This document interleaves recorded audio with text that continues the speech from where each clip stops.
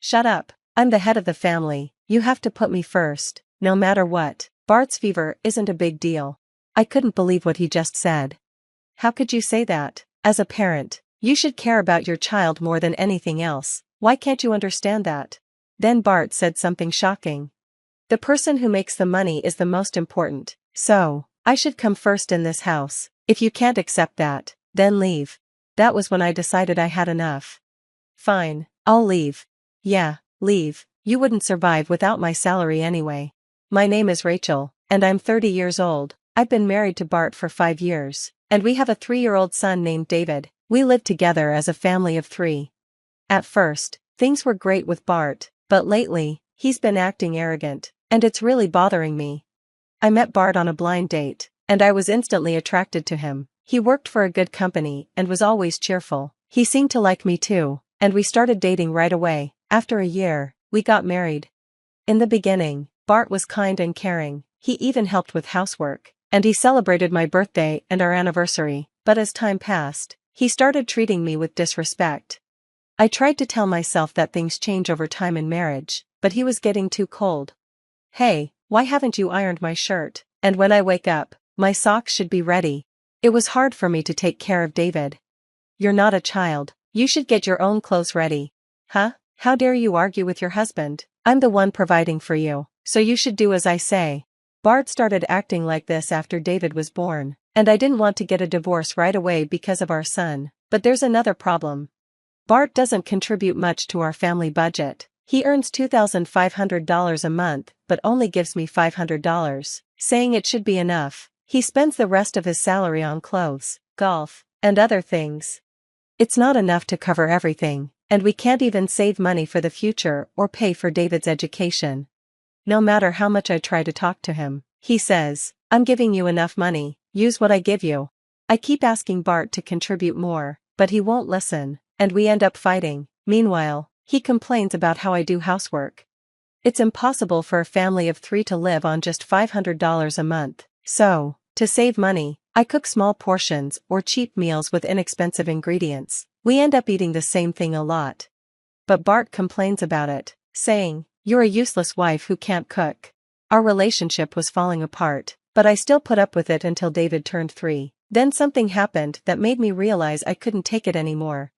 One evening, David was unusually quiet. I thought he might be sick, so I checked his forehead and found he had a high fever. I took his temperature, and it was really high. I rushed him to the hospital, but it was already closed, so we went to the emergency room. There were a lot of people waiting, and it took a while to be seen by the doctor. I tried to comfort David while we waited, telling him, "We'll be called soon. Hang in there." Finally, the doctor saw us, gave David some medicine, and sent us home. I gave David something easy to eat, gave him medicine, and put him to bed while I cooled his forehead. I felt a bit better, but it was the highest fever he had ever had, so I was really worried and exhausted. Then I heard the sound of the key turning in the lock. Bart had come home. "I'm home. Welcome home. Where's my dinner?" "I'm sorry, I'll make it now." I was lying on the couch and was about to get up to go to the kitchen. "What do you mean? Are you kidding me? You think I'm an idiot?" "Sorry, but David had a high fever, so we went to the hospital. I haven't eaten either." I tried to explain calmly, but Bart wouldn't listen. "I don't care if you haven't eaten, just get my dinner ready." I couldn't believe he was acting like this when David was sick. "Shut up, I'm in charge here, you need to put me first. Bart's fever doesn't matter." I couldn't just ignore what he said. How could you say that? As a parent, you should care about your child first. Why can't you understand that? Normally, if your child has a high fever and goes to the hospital, you'd be worried about them. But Bart said something even worse. "The one who makes the money is the most important, so I come first in this house. If you can't accept that, then leave." Something inside me snapped. Up until now, I had hoped Bart would go back to being the kind man he was before, but now, I saw there was no hope left. He couldn't even put our child first, and he thought the one who makes more money was better. I couldn't deal with that mentality anymore. "Okay, I'll leave then." "Yeah, leave, you wouldn't survive without my salary anyway." "Then I'll just eat out tonight. You should go back to your parents' house and calm down." Bart left after saying that. Does he think I'm weak and can't do anything on my own? I'll show him what I'm capable of. I started packing while Bart was gone. David still had a fever, so I waited until he felt better. Once David was asleep, I was ready to leave anytime. The next morning, when David's fever had gone down, I went to check on him. He was still sleeping. After wiping off his sweat and dressing him, I went to the kitchen for breakfast. That's when I ran into Bart, who was leaving for work. When he saw me, he smirked. "What, you haven't left yet? I can't leave until David's better." "You really can't leave, can you? You're just a stay-at-home wife. You'll never make it." He laughed and left for work. He made me even angrier. How did he become such a terrible person? When we were dating and at the beginning of our marriage, he was at least a little kinder and more thoughtful. While I was thinking about this, my son woke up. "Mom, I'm hungry. Are you feeling better now?" "Yeah, much better." After breakfast, David was feeling much better, so I decided to leave with him today. I called my parents to come pick us up, and we packed our things. By mid-afternoon, we were at my parents' house. As soon as I stepped into their house, I felt completely drained. I almost fainted from exhaustion. My parents were really worried. "Are you okay, Rachel?" "Yeah, I'm sorry. I think I've been trying so hard to protect us. I didn't realize how much it was taking out of me." "Wow, Bart must have really pushed you a lot." "Yeah, it was more than just emotional abuse." Both of my parents were shocked when they heard how bad things had gotten with Bart. "Grandpa, let's play together." "Okay, let's play. Can we go buy some snacks?" "Snacks? Yes, I want some too." Dad took David out to give me some rest. "You should lie down and rest," Mom said, giving me some blankets. I thanked her and lay down, falling asleep right away. A few hours later, I woke up to the smell of something delicious cooking. It was already evening, and my mom was making dinner. When I went to the dining table, I saw a colorful spread of delicious-looking food. David was so excited, saying, "It looks yummy." My mom's cooking always made me feel better, and it filled me with a deep sense of comfort. "You can stay here as long as you need to heal from all the stress." It felt like a huge weight had been lifted off my shoulders hearing my parents say that. 2 weeks flew by as I relaxed and recovered. Then, one day, someone came to my parents' house. It was Bart. Dad asked, "What do you want to do?" as he looked at the intercom. "I don't want to see him yet," I said. Dad nodded. "Okay, go to the back," and he handled Bart himself. Bart insisted on seeing me, but Dad refused to let him in. After a while, Bart gave up and left. From what I heard later, Bart didn't come to apologize. He never mentioned anything about saying sorry.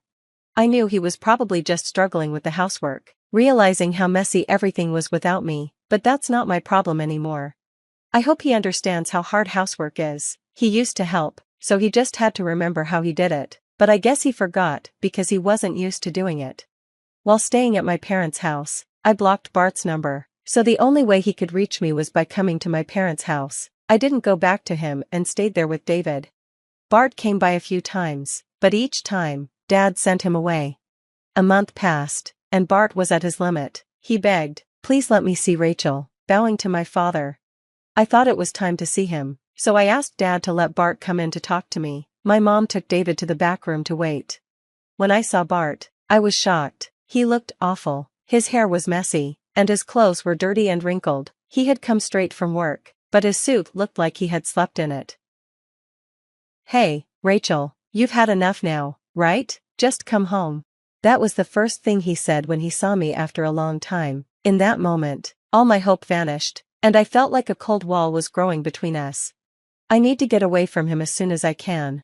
I don't know what you're thinking, but if you're not going to say anything, my house is a mess, and I don't know what to do. As my wife, you should do your duty, Bart said, even though my father was right there. My dad looked shocked, because Bart was repeating everything I had told him about how he treated me. "Is that all you have to say? Normally, you should be apologizing," my dad said. "Huh?" Bart looked confused. "Why should I apologize? You're the one who left me, and you're not doing any housework. I came all the way here after you did something selfish." Is he for real? I can't save him anymore. If you really think like that, then there's nothing more to talk about. Let's divorce. I took out the divorce papers I had prepared when I came to my parents' house and handed them to him. "Huh? Divorce? Why are you saying this all of a sudden?" "All of a sudden? Are you kidding me? Do you have any idea how much you've hurt and tormented me?" "Honestly, I should have asked for a divorce a long time ago. You make me do everything you don't want to do, and you don't even help me with raising our child. You only put a little money into our family budget. There's no way we can live on just $500 a month. How can you not understand that? You only care about yourself, don't you? Bart looked stunned, not expecting me to be this angry. But you've been getting by with the money I've given you, and your meals have been decent lately. Did you think I wasn't doing anything? I'm working from home now, because the money you give isn't enough. Huh, really? I knew I couldn't give David a better life if I didn't do something, so I started looking for a remote job. I found one as an English teacher. I had lived in the US when I was younger, and I spoke English fluently. I had attended international schools and studied English literature at university, so I was well qualified. I began teaching right away, and I thought of creative ways to make learning English fun for my students. As a result, I started studying Western movies and music, and decided to create my own teaching materials by gathering phrases that could be used in everyday situations. Many people who want to learn English love Western movies and music, so I adjusted the movies and artists I used based on each student's preferences. This worked really well for my students, and many of them started asking me for help. Because of that, I'm now making a decent amount of money. I had no idea. How much are you making? About $4,000 a month. What, that much?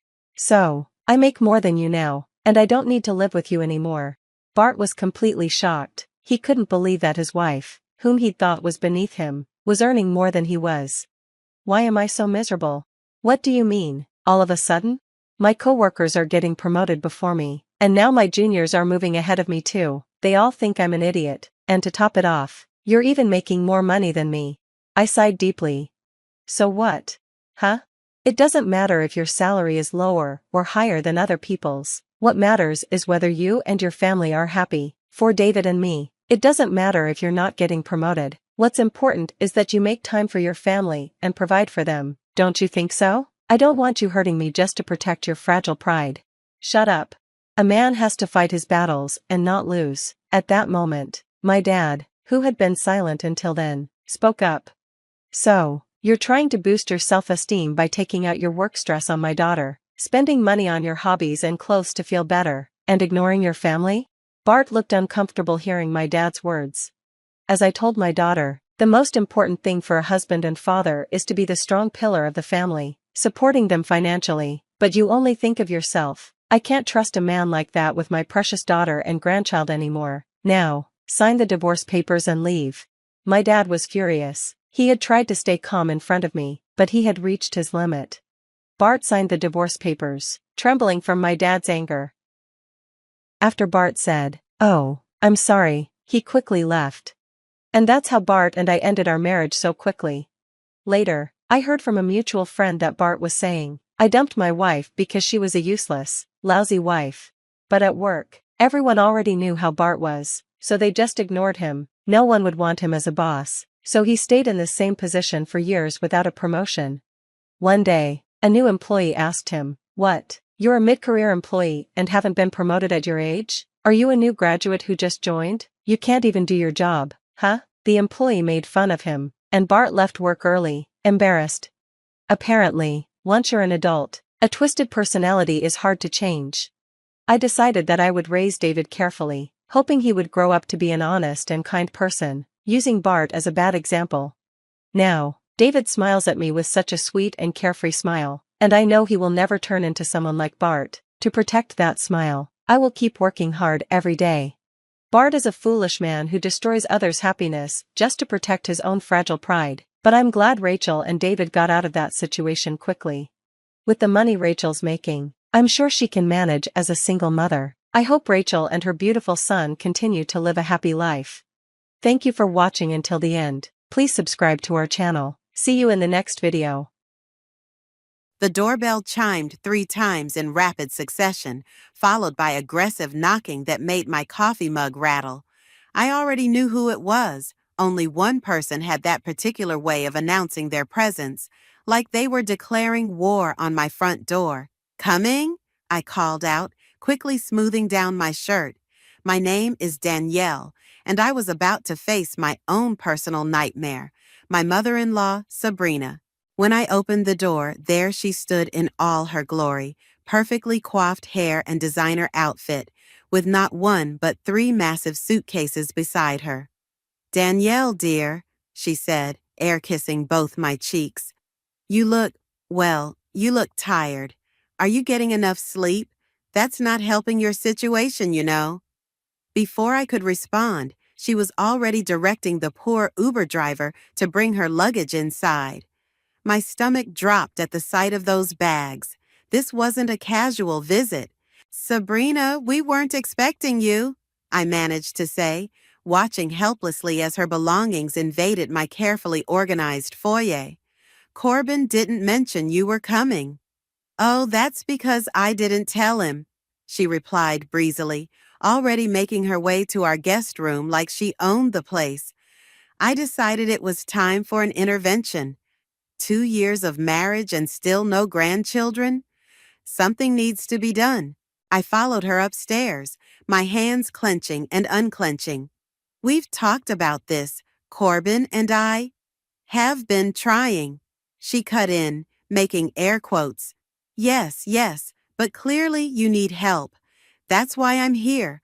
I've brought some special herbs from my naturopath, and I've scheduled appointments with the best fertility specialist in the city." I stood in the doorway, watching her unpack like she was settling in for a month-long siege. My phone buzzed in my pocket. A message from Lucille. "Coffee in 20? Need to tell you something." "I have plans," I said, already backing away. "With a friend." Sabrina looked up from her suitcase, her eyes narrowing. "More important than family planning?" "It's work-related," I lied. "Very urgent. I'll be back in a couple of hours." I practically ran down the stairs, grabbing my keys and purse. As I started the car, I could see Sabrina watching from the guest room window, probably already planning ways to fix my apparently broken body. The coffee shop was my sanctuary, and Lucille was already there with 2 steaming mugs waiting. One look at my face and she knew.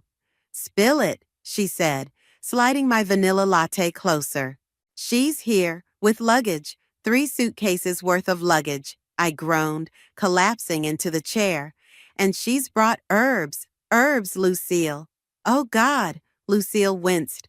"The fertility crusade continues?" "She doesn't know when to stop," I said, lowering my voice. "And we can't tell her about the adoption plans yet. It would break her traditional little heart, and probably Corbin's chances of ever having peace again." Speaking of the adoption, Lucille leaned forward. "That's actually why I wanted to meet. I just heard from my contact at the agency. There's a little girl, 8 years old. Her name is Leah." My heart skipped a beat. "Tell me everything." "She's amazing, Danny. Smart, funny, been through some tough times, but still has the biggest heart. They think you and Corbin would be perfect for her." I could feel tears welling up in my eyes. This was what we'd been waiting for, planning for in secret, and now Sabrina was camping out in our house, probably burning sage and mixing fertility potions. My phone buzzed again, Corbin this time. "Mom just called. Why didn't you tell me she was coming?" "Because I didn't know," I typed back furiously. "Your mother has staged a fertility intervention. Help." "On my way home," he replied. "Try not to kill her before I get there?" I looked at Lucille, who was watching me with sympathy. "I have to go back, don't I?" "Unless you want to move in with me," she offered with a small smile, "though I suspect she'd find you there too." Standing up, I squared my shoulders. If she only knew that while she's trying to fix me, we're about to make her a grandmother in a way she never expected. "Just hold on to that thought," Lucille said, giving my hand a squeeze. "It'll make all her meddling easier to bear." As I drove home, I could see Sabrina through the living room window, rearranging my furniture according to what I assumed were her feng shui principles. This was going to be a long week, or however long those 3 suitcases were planning to stay. Little did she know I had a secret weapon. The knowledge that somewhere out there, a little girl named Leah was waiting to make our family complete, in a way no amount of herbs or fertility treatments ever could. Quick, she's in the shower, I whispered urgently to Corbin, tugging him toward the basement door. The adoption paperwork wasn't going to review itself, and these stolen moments were all we had now. The basement lights flickered on, revealing our makeshift office, a card table covered with documents, photos, and dreams of our future family. 3 days into Sabrina's surprise stay, and we'd gotten pretty good at this cloak and dagger routine. Leah's caseworker sent over the final forms, Corbin said, pulling papers from his briefcase. We need to sign these tonight. The sound of running water upstairs was our timer. I grabbed a pen, scanning the documents as quickly as possible while still being thorough. This was too important to rush. Did you see what Mom did to the kitchen? Corbin asked, his voice tight. She's hung dried herbs everywhere, says they promote fertility. Oh, I saw, and smelled, and sneezed, I replied, initialing another page. Don't forget the fertility goddess statue she placed in our bedroom. I'm sorry about all this, he sighed, running a hand through his hair. I should talk to her. The water stopped. We froze, looking at each other in panic. Danielle, Corbin? Sabrina's voice called from upstairs. Where are you two? We scrambled to gather the papers. Corbin shoved them back into his briefcase just as footsteps approached the basement door. The handle jiggled. Why is this door locked? Sabrina's voice was sharp with suspicion. Just organizing some old boxes, I called back, trying to keep my voice steady. Lots of dust down here. You wouldn't want to ruin your outfit. Nonsense, I can help. Open the door. Corbin gave me a desperate look. I pointed to the storage boxes we'd actually been meaning to organize. He nodded, quickly pulling them out while I ran up the stairs. Opening the door, I came face to face with Sabrina, her hair wrapped in a towel and wearing what looked like a very expensive silk robe. See? Just boxes, I gestured behind me. Corbin's trying to find his old baseball cards. She peered past me, eyes narrowing. In the dark? I flicked on the stairwell light, mentally kicking myself for not noticing we'd turned everything off in our panic. Found them, Corbin called up, waving a dusty shoebox. My husband, the quick thinker. Well, since you're both free now, Sabrina said, clapping her hands together, I've organized a little gathering for tonight. Just a few close friends who specialize in alternative medicine and fertility treatments. My stomach dropped.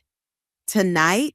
But we have nothing that can't be rescheduled, she interrupted. This is about family, Danielle. Our family's future. I felt my phone vibrate.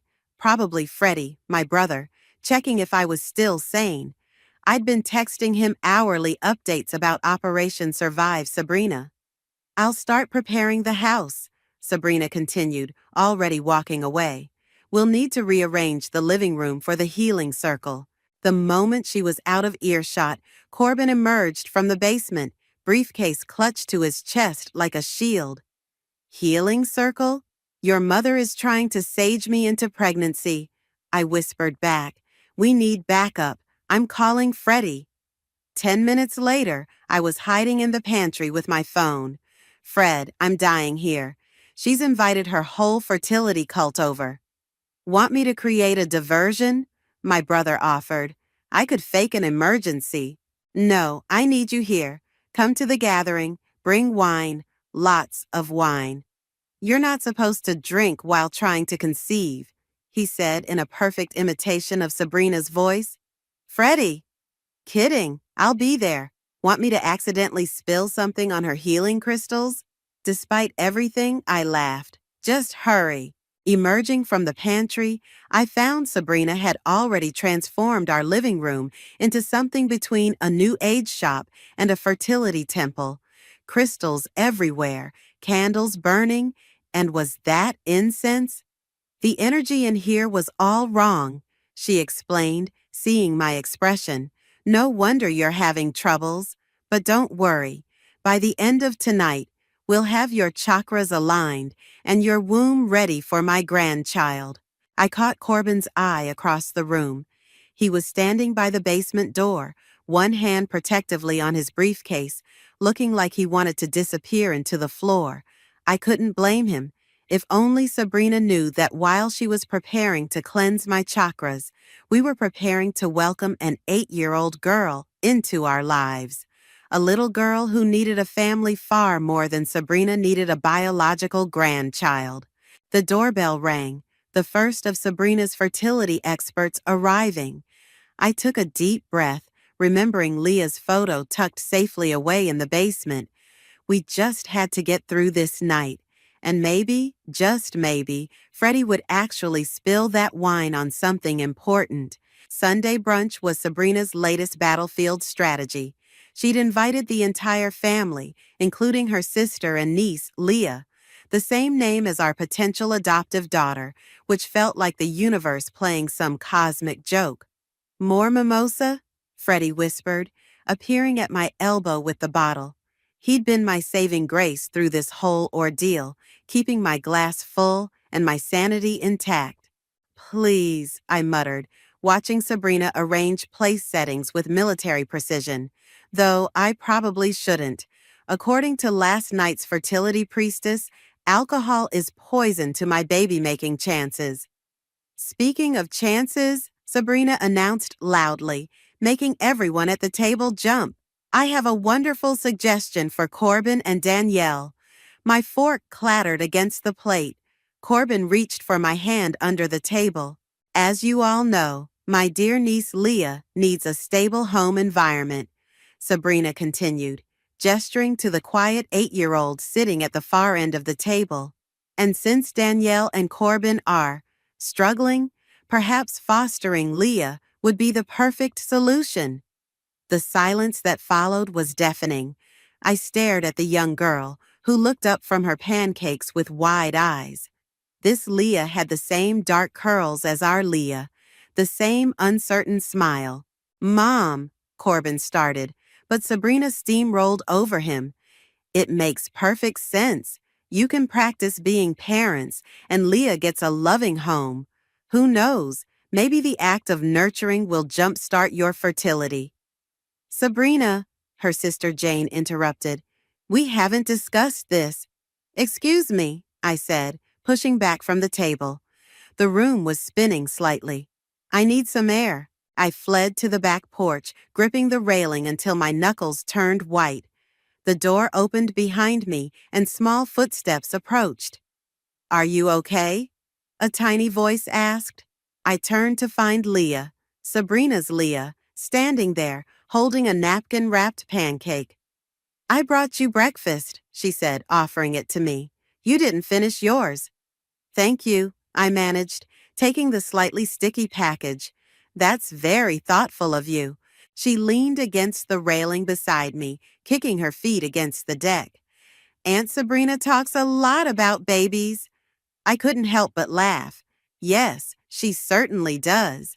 "I don't want to be your practice baby," she said suddenly, looking up at me with serious eyes. "That's what she meant, right? Using me to practice?" My heart cracked a little. "No one should ever be used as practice," I said firmly. "You deserve a family who wants you for you, not as a test run." The door opened again, and Corbin stepped out. "Everything okay out here?" "We're having a pancake party," I said, holding up my napkin. "Want to join?" He sat down on the steps, and Leah surprised us both by plopping down next to him. "Your mom is intense," she informed him matter-of-factly.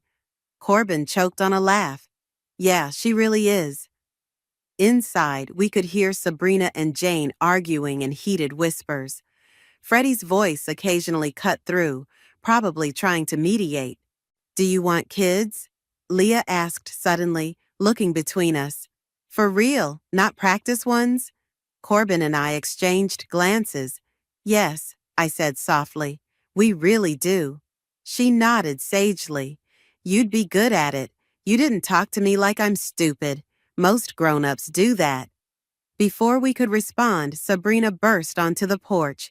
There you all are. We're discussing important family matters, and you're out here eating cold pancakes? We're bonding, Leah announced, standing up. And they don't want to practice on me. They want real kids. Sabrina's face went through several interesting expressions before settling on something between confusion and frustration. Well, of course they want real. I mean, you are real. I think we're done here, Jane said firmly, appearing behind her sister. Leah, honey, get your jacket. We're going home. As they left, Leah turned back to give us a small wave. I waved back, fighting tears. Well, Sabrina huffed once they'd gone, that could have gone better, but don't worry, I have other ideas. Mom, Corbin cut in, his voice stronger than I'd heard it in days. Enough, please, she blinked at him, startled. I'm only trying to help.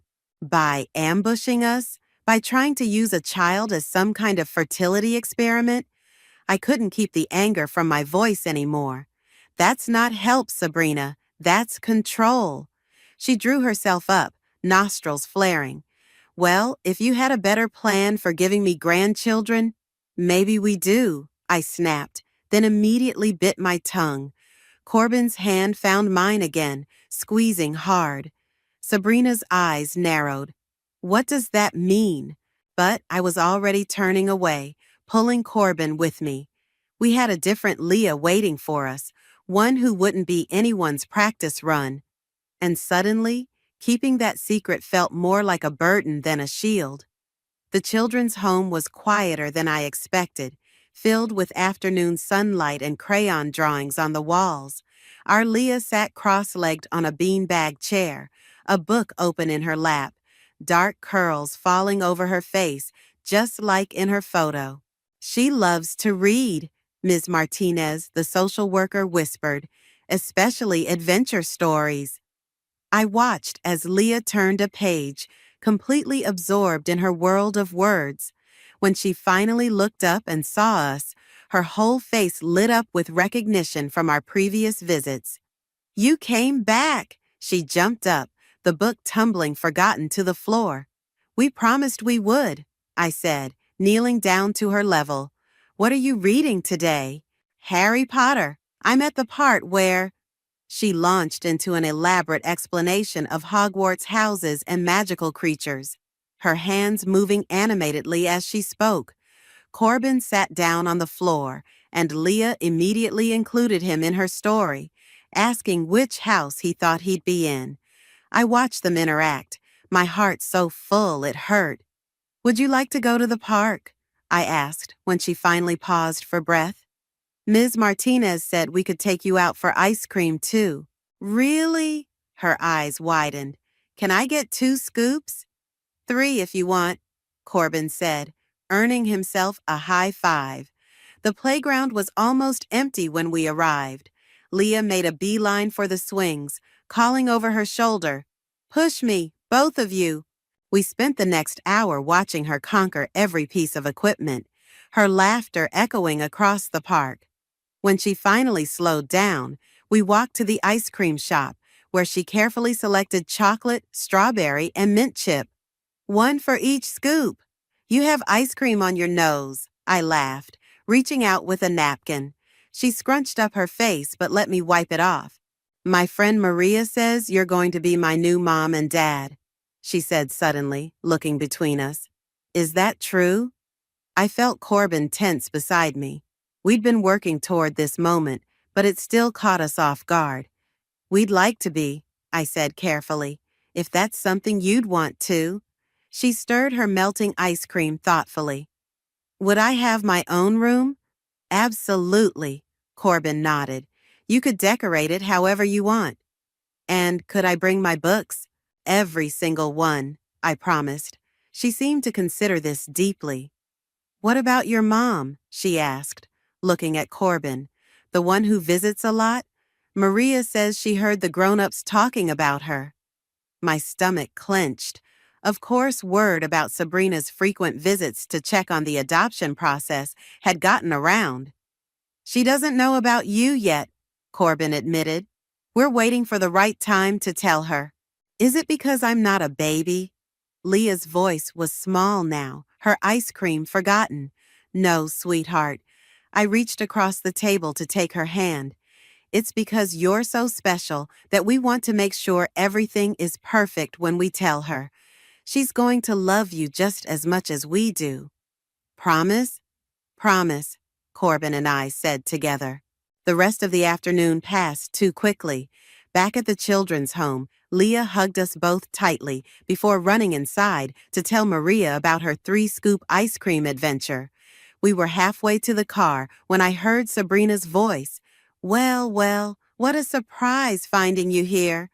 She stood by her Mercedes, arms crossed, eyes sharp. My blood ran cold. Mom, what are you doing here? Corbin's voice cracked slightly. Following my instincts, she said, pushing away from her car. When you two kept sneaking off, I knew something was going on. But this, she gestured at the building behind us. This is what you've been hiding? Sabrina, we can explain. Explain what? That you're planning to adopt without even consulting me? That you're giving up on having a real family? She is real, I snapped, fury rising in my chest. Leah is more real and more precious than any of your fertility rituals or family planning schemes. Leah? Sabrina's eyes widened. You're not serious? That troubled little girl from brunch? Is this some kind of revenge because I suggested fostering her cousin? They're not even related, Corbin cut in. It's a different Leah, Mom, our Leah, and we're going to be her parents, whether you approve or not. Sabrina's face hardened. We'll see about that. I won't stand by and watch you make this mistake. There are other solutions, better solutions. No, I stepped forward, my voice steady despite my racing heart.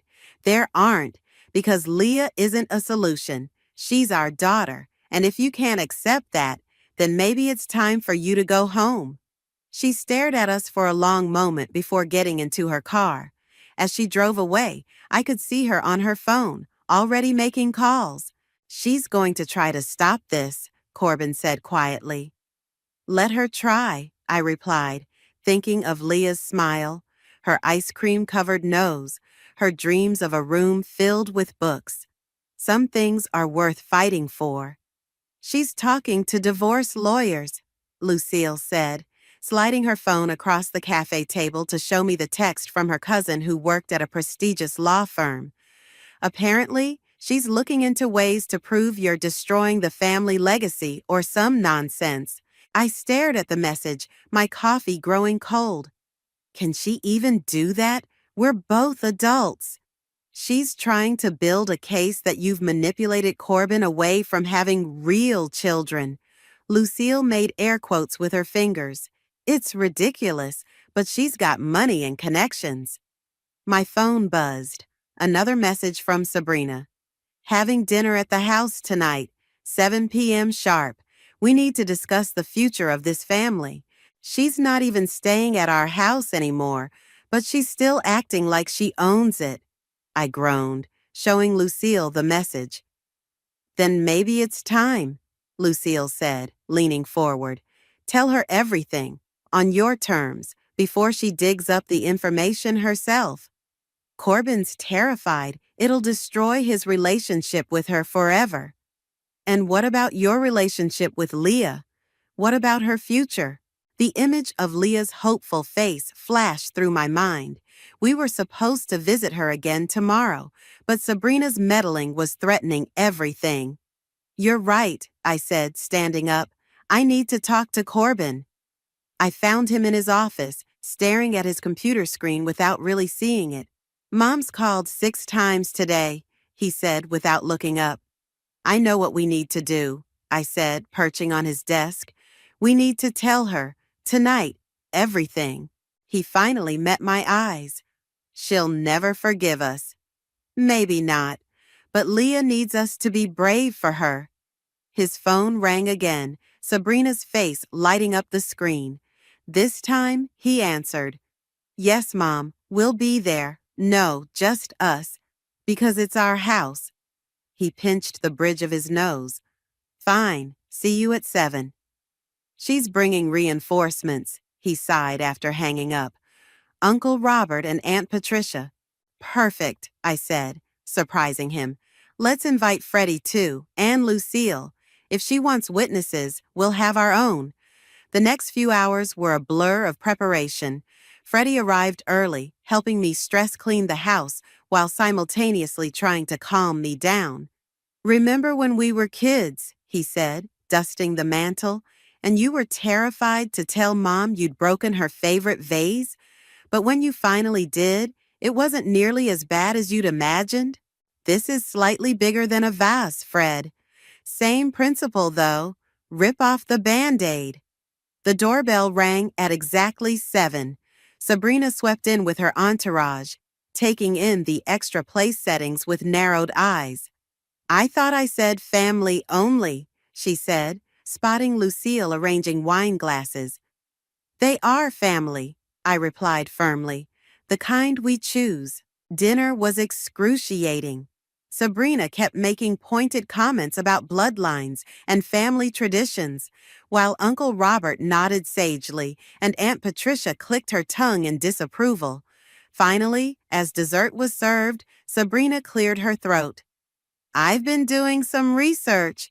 "So have we," Corbin interrupted, standing up. His hands were shaking, but his voice was steady. "Mom, there's something you need to know." "Sit down, dear. I'm not finished." "No, Mom. For once, you're going to listen." He walked to his briefcase by the door and pulled out a folder. "Danielle and I are adopting. We've been approved, and we've found our daughter. Her name is Leah. She's 8 years old, and she's amazing." The silence was absolute. Sabrina's face went from red to white to red again. "This is what you've been hiding?" she finally managed. "This is why you've been sneaking around?" "We wanted to do this our way," I said, moving to stand beside Corbin. "Without pressure, without judgment." "Without family, you mean?" she spat. "Without considering what this would do to our legacy, our name." "A name isn't a legacy," Freddie cut in. "Love is, and they've got plenty of that." "You don't understand." Sabrina turned to her siblings. "They're making a horrible mistake. There are treatments, specialists."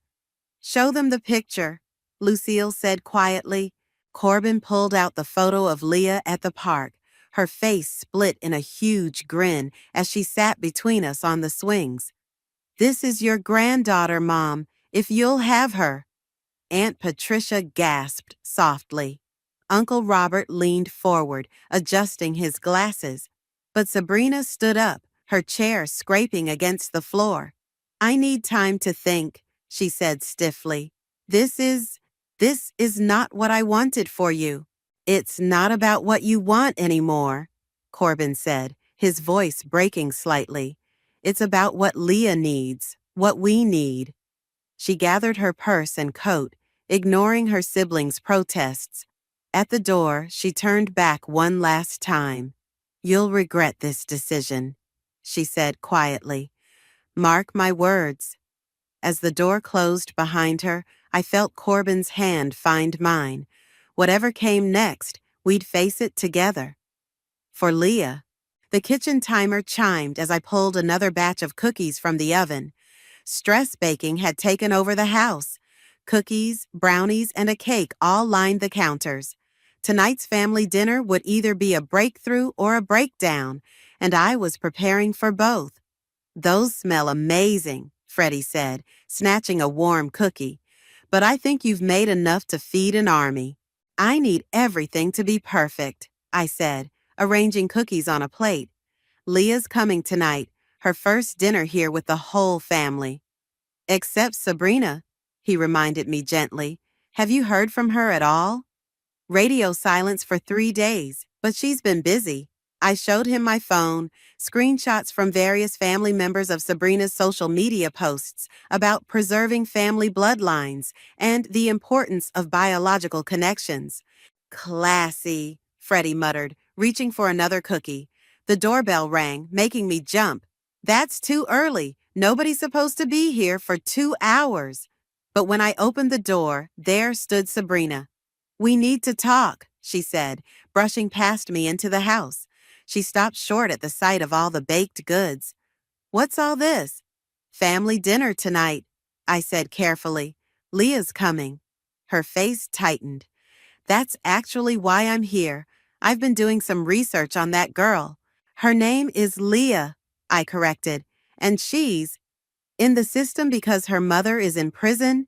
Sabrina cut in. Did you know that? What kind of genetic predisposition might she have? What behaviors might surface? Get out. Freddie's voice was cold. I hadn't even noticed him following us into the hallway. This is family business, Sabrina snapped. Exactly, and you're trying to destroy a family before it even has a chance to begin.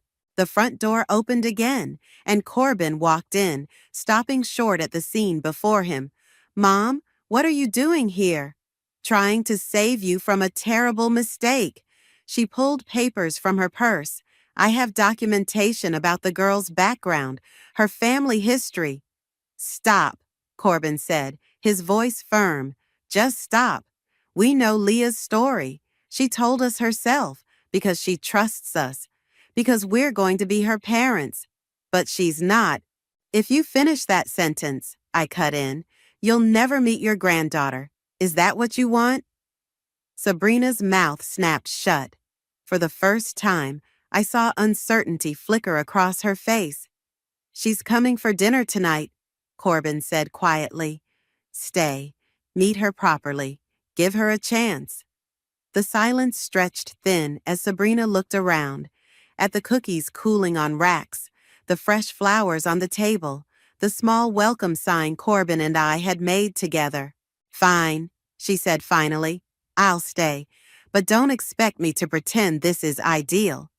The next 2 hours were tense.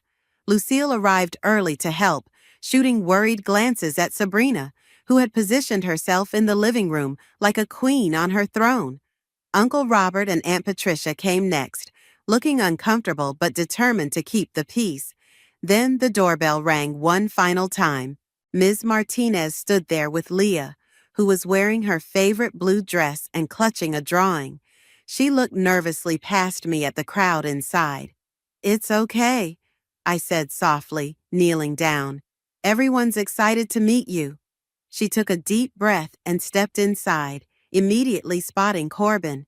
Her face lit up as she ran to show him her drawing, a picture of all of us, including a dog she hoped we might get someday. And who might this be? Sabrina's voice cut through the moment. She had risen from her chair, studying Leah intently. Leah straightened up, meeting Sabrina's gaze with surprising steadiness. I'm Leah. I like your necklace. Something shifted in Sabrina's expression. Thank you. It was my grandmother's. Did she give it to you? Like a family thing? Yes, exactly like that. Cool. Maybe someday I'll have family things too. Leah looked at me hopefully. Right? Before I could answer, Sabrina spoke again, her voice softer than I'd ever heard it. You already do, dear. That drawing you're holding, that's a family thing. The tension in the room eased slightly. Leah beamed, then surprised everyone by walking over to Sabrina. Want to see it? I put you in it too. You're the one in the fancy dress, next to the dog we don't have yet. A small laugh escaped Sabrina's lips. Well, perhaps we should discuss this dog situation over dinner. I happen to know an excellent breeder. Mom, Corbin warned, but he was smiling. What?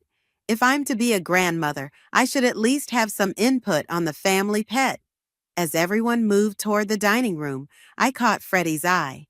He gave me a thumbs up, mouthing, "Told you so," before grabbing the plate of cookies to bring to the table. Maybe, just maybe, this would work after all. The dinner started peacefully enough. Leah charmed everyone with stories about her favorite books, while Sabrina maintained a polite, if reserved, demeanor, but I could feel the storm brewing beneath the surface. "So, Leah," Sabrina said during a lull in conversation, setting down her fork with precision, "tell me about your biological family." The table went silent. Leah's hand froze halfway to her mouth, her spoon trembling slightly. "Mom," Corbin warned, but Sabrina pressed on. "It's a reasonable question. We should all know what we're getting into here." "What we're getting into?" I felt my voice rising. "She's not a business investment, Sabrina." Leah put down her spoon carefully. "It's okay," she said, looking directly at Sabrina. "My first mom made some bad choices. She's in prison. My first dad left before I was born, but Danielle and Corbin chose me. That's better than being born to someone, isn't it? Being chosen?" The silence that followed was deafening. Freddie reached over and squeezed Leah's shoulder. "Being chosen," Sabrina repeated slowly, her voice taking on an edge. "Is that what you think this is? A noble rescue mission?" "That's enough." Corbin stood up, his chair scraping against the floor. "No, it's not enough." Sabrina's voice rose. "This child needs professional help, not amateur parents playing house. And you two," she pointed between Corbin and me, "you're using her to spite me, to prove some point about family values." "Spite you?" I laughed incredulously. "This has nothing to do with you. We love her. She's our daughter." "She is not your daughter." Sabrina slammed her hand on the table, making the glasses rattle. "She's a troubled child with a criminal for a mother, and you're making a terrible mistake." A small sob broke through the tension. Leah had tears streaming down her face. "I'm sorry," she whispered, pushing back from the table. "I shouldn't have come." "Leah, wait." I reached for her, but she was already running toward the front door. "Now look what you've done," Sabrina huffed. "This is exactly what I meant about emotional instability." "Shut up." The words came from Corbin, shocking everyone into silence. "Just shut up, Mom. For once in your life, stop talking." I found Leah on the front porch, curled up on the swing. She looked so small, so vulnerable, and my heart broke. "I'm sorry," she said again as I sat beside her. "I ruined everything." "You didn't ruin anything, sweetheart. You made it better. You make everything better." Corbin appeared in the doorway, followed by Freddie and Lucille. Behind them, I could hear Sabrina's voice rising again. "If you do this, if you choose this path, then what?" Corbin turned to face his mother. "You'll disown me? Cut me off. Go ahead, because I choose them. I choose my family." Thunder rumbled overhead, perfectly punctuating his words. Sabrina's face went pale. "I've spent my whole life trying to please you," Corbin continued, "trying to live up to your expectations. But look at what your expectations have done." He gestured to Leah, still crying softly on the swing. "She's 8 years old, Mom. She's a child who needs love, not judgment. And if you can't see that, if you can't accept her, then you're the one who needs help, not her." Rain started to fall, fat drops hitting the porch roof with hollow thuds. "I think it's time for you to leave," I said, standing up. "And don't come back until you're ready to be a real grandmother." "This isn't over," Sabrina said, gathering her things. "You're making a huge mistake." "No," Leah's voice was small but clear. "They're making a family, and you're ruining it." Sabrina stared at her for a long moment, then turned and walked to her car without another word. The rain was falling harder now, matching the tears on Leah's cheeks.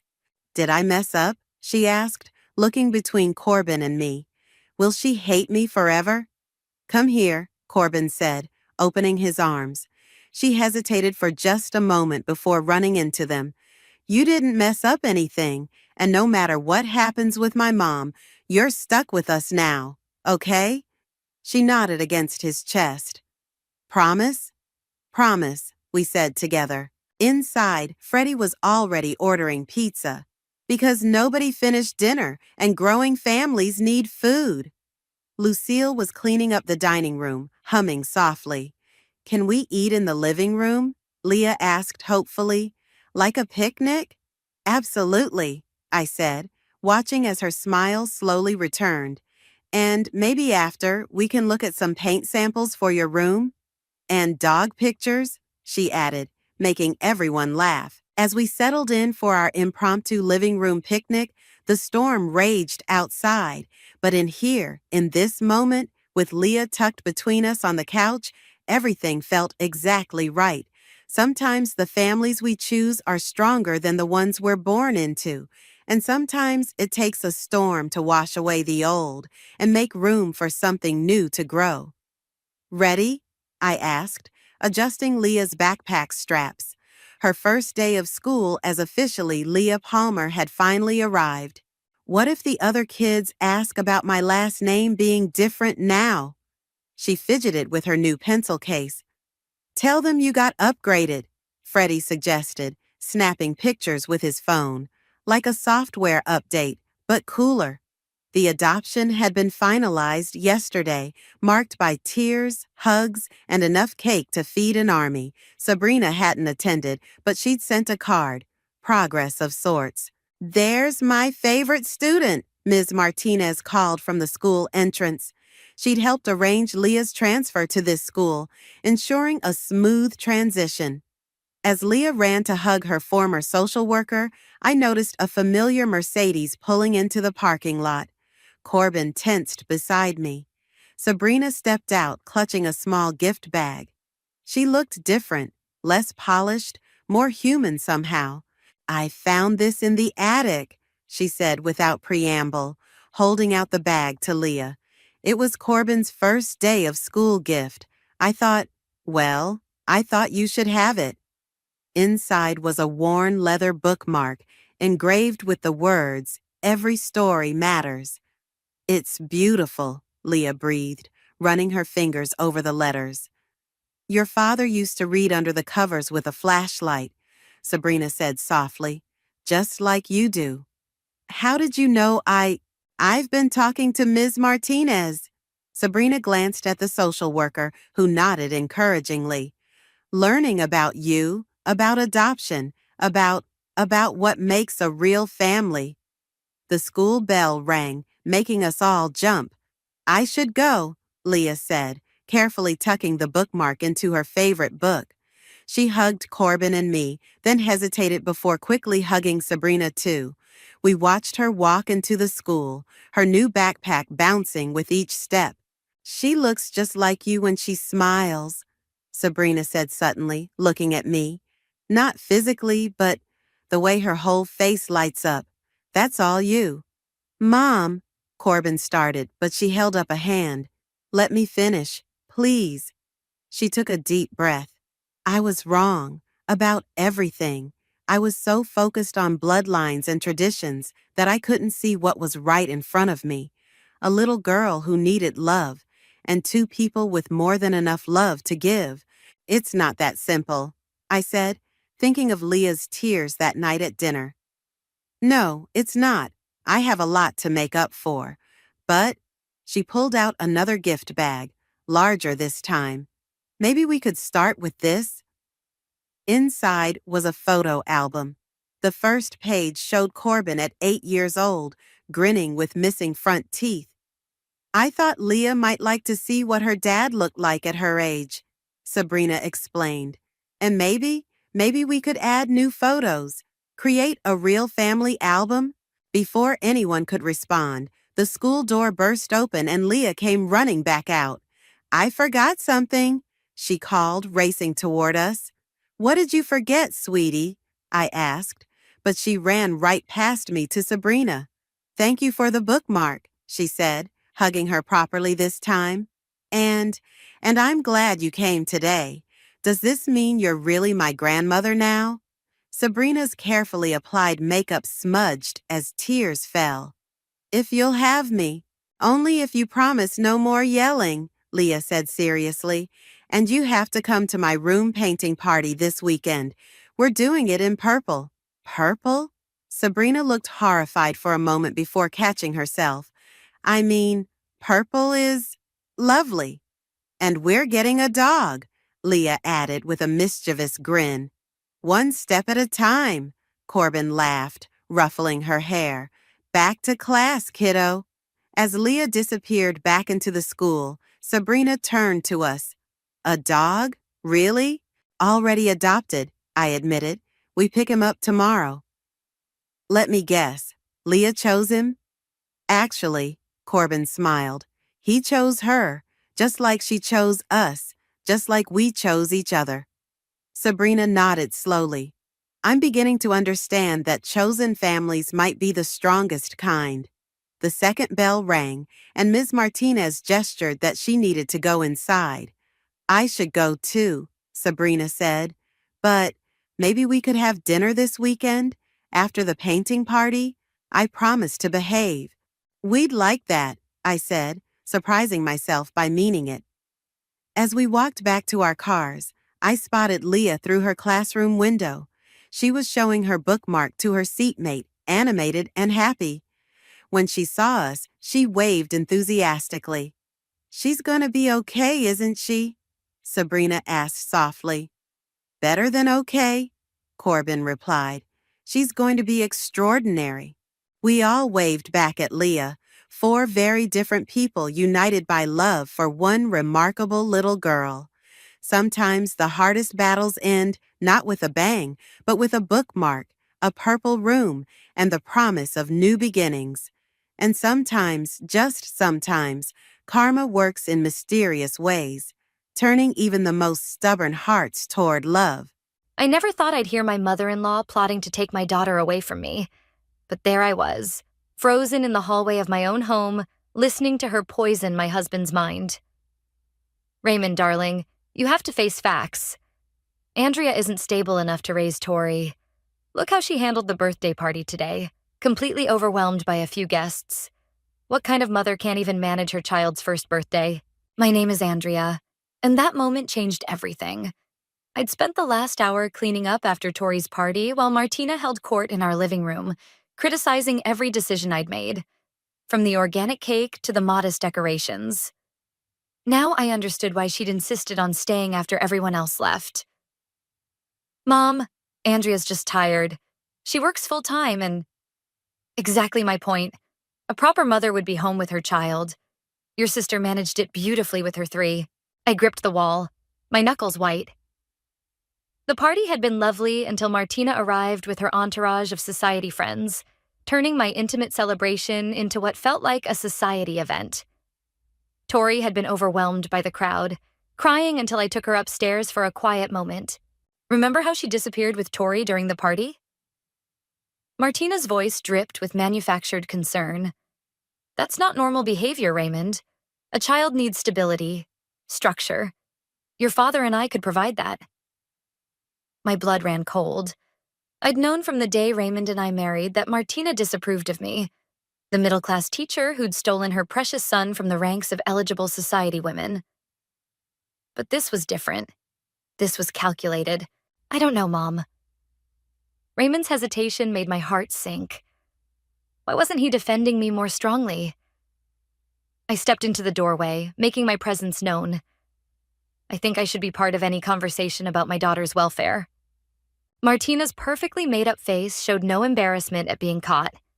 Instead, she smiled that practiced smile I'd seen her use at countless charity events. "Andrea, darling, we were just discussing Tori's future. As grandparents, we naturally want what's best for her." "What's best for her is her mother," I said, moving to stand beside Raymond. He wouldn't meet my eyes. "Of course, dear.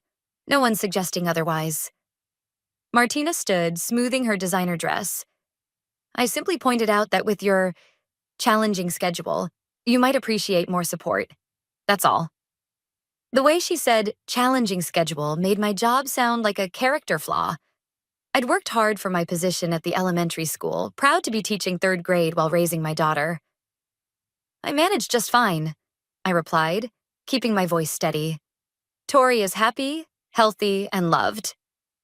Is she? Martina raised an eyebrow. I noticed she seemed quite distressed today. And last week at my house, she was perfectly calm all afternoon. Perhaps she responds better to a more structured environment? That's when I noticed the phone in her hand, recording our conversation. My stomach lurched as I realized this wasn't just casual criticism. She was building a case. Raymond, I turned to my husband. Could you please ask your mother to leave? It's been a long day, and Tori will be up from her nap soon. He shifted uncomfortably. Mom's just trying to help, Andrea. Maybe we should consider... Consider what? I cut him off. Letting your mother take over raising our daughter? Martina gathered her designer purse, the picture of wounded dignity. I can see you're too emotional for a reasonable discussion right now. Raymond, we'll talk more later. She paused at the door. Do think about what I said. After all, we all want what's best for precious Tori. After she left, I rounded on Raymond. How could you let her talk about me like that? She means well, he said weakly. You know how she is about family. Family? I laughed bitterly. She's been trying to push me out since day one, and now she wants our daughter? Upstairs, Tori began to cry, probably roused by our voices. I started toward the stairs, but Raymond caught my arm. Maybe Mom has a point about your stress levels, he said quietly. You have been on edge lately. I jerked away from him, suddenly seeing everything clearly. This wasn't just Martina's usual interference. This was the beginning of something bigger. She'd been laying the groundwork for months. The concerned phone calls to Raymond, the subtle criticisms of my parenting, the offers to take Tori for extended visits. As I climbed the stairs to comfort my daughter, I made a silent vow. I would fight for my family with everything I had. Martina Schmidt had no idea who she was dealing with. Looking back now, I realized that was the moment everything changed. The day I stopped trying to please my mother-in-law and started planning how to save my daughter from her clutches. I just didn't know then how far Martina would go, or how far I would have to go to stop her. The manila envelope felt heavy in my hands as I stared at the court documents inside. My fingers trembled as I read the words again. Temporary custody granted to Martina. The rest of the text blurred through my tears. 3 months had passed since Tori's birthday party, and everything had unraveled with frightening speed. Raymond had moved out 2 weeks ago, claiming he needed space to think. Now I knew exactly what kind of thinking he'd been doing. My phone buzzed. Martina's number. I declined the call, but a text followed immediately. The police will be accompanying me to collect Tori at 2 p.m. Please have her things packed. This will be easier if you cooperate. I glanced at the clock. 11:23 a.m. Less than 3 hours. You can't do this, I typed back, my fingers shaking. She's my daughter. The court order says otherwise, dear. Don't make this harder than it needs to be. I called Raymond immediately. He answered on the 4th ring. How could you? I demanded, not bothering with pleasantries. Your mother? Really? Andrea, please, he sighed. It's temporary, just until you get better. Get better? There's nothing wrong with me. Mom showed me the videos, the outbursts, the emotional instability. Videos she deliberately provoked. She's been planning this for months. Listen, he said, his voice taking on that condescending tone I'd grown to hate. Mom has resources. She can give Tori everything we can't right now. The best schools, activities, stability. She has stability. She has love. She has her mother, who works full-time and can barely afford... Don't you dare. I cut him off. Don't you dare make this about money. Your mother's been manipulating you since day one, and you're too blind to see it. The doorbell rang, making me jump. Through the window, I saw Abigail, Martina's closest friend, standing on my porch. What fresh hell was this? I have to go, I told Raymond. But this isn't over. I opened the door, ready for battle, but Abigail's face wasn't wearing its usual society smile. Can I come in? She asked quietly. There's something you need to know. I hesitated, then stepped aside. Abigail perched on the edge of my couch, looking uncomfortable in my modest living room. Martina doesn't know I'm here, she said. But I had to warn you.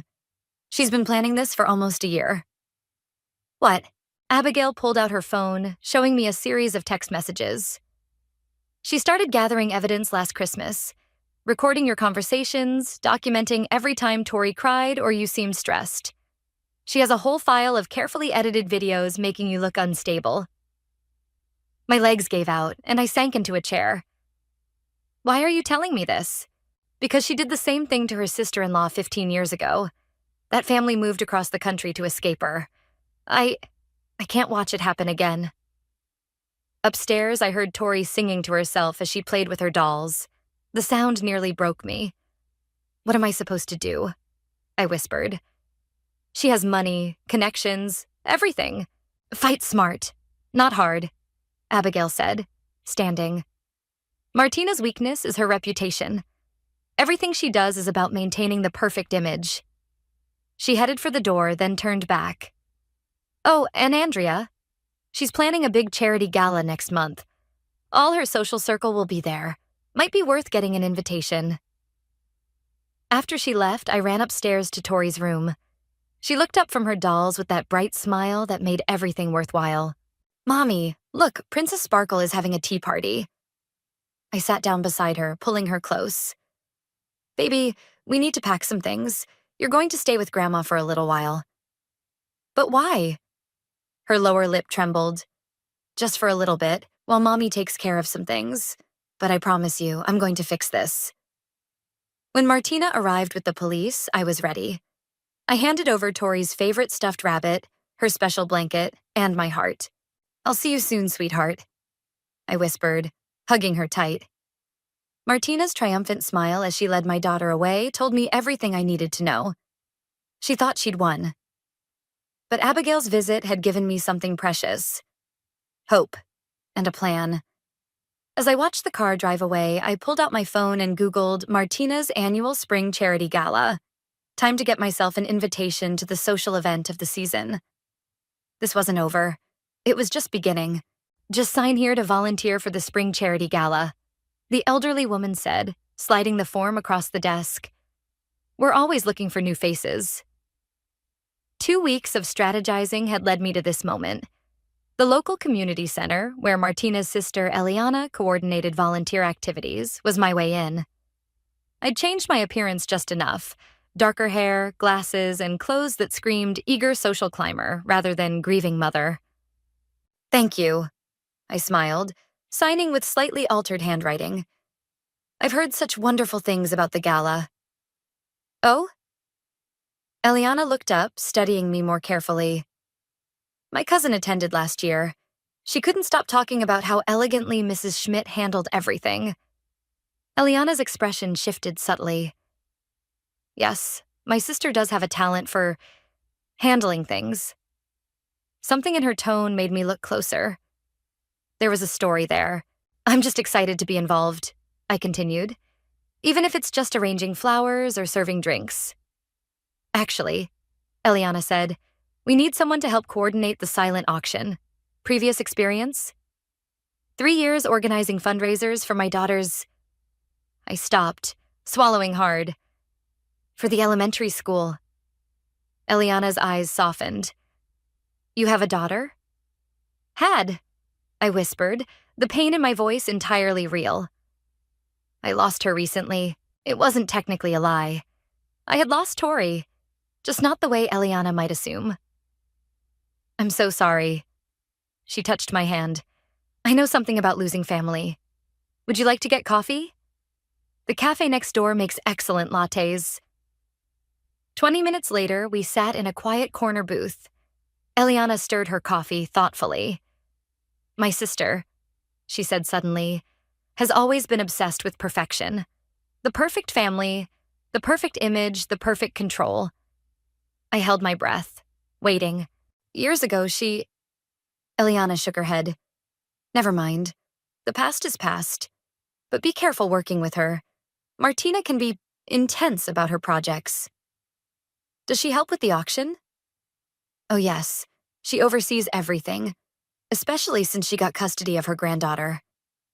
I gripped my cup tighter. Granddaughter? Yes, poor thing. Apparently the mother was unstable. Eliana trailed off, frowning. Though honestly, I've met that little girl. She asked for her mother constantly. My heart clenched. What does Mrs. Schmidt say about that? She changes the subject, just like she did when... Eliana stopped again, looking troubled. When what? She leaned forward. Can you keep a secret? Years ago, Martina did something similar with our brother's wife, convinced everyone she was unfit. That family fled to Canada to escape her influence. I haven't seen my nieces in 15 years. My hands shook so badly I had to set down my cup. Why didn't you stop her? I tried. But Martina, she's very good at twisting things, making you doubt what you see. By the time I realized what was happening, it was too late. She touched my arm. Are you all right? You've gone pale. Fine, I managed. Just reminded me of something. Eliana studied me for a long moment. Then her eyes widened slightly. Oh my God, she whispered. You're her, the mother. I froze, ready to bolt, but her hand gripped mine tighter. Don't worry, she said quietly. I should have seen it sooner. The timing, the story about your daughter. She pulled out her phone, typed something, and showed me the screen. It was a photo of Tori from yesterday, looking sad while Martina posed her in front of a piano. She's not happy, Eliana said, and neither was I, watching history repeat itself. Please, I whispered. Don't tell Martina you know. Tell her? Eliana laughed bitterly. I've been waiting years for someone to stand up to her. The silent auction position is yours. It'll put you in direct contact with her social circle. Just be careful. Martina's not above destroying anyone who threatens her perfect world. As I left the community center, my phone buzzed with a text from an unknown number. It was Eliana. Dinner at my house tomorrow? I have photos from other events you might find interesting, including some of Martina's more unguarded moments. I smiled for the first time in weeks. Finally, I had an ally.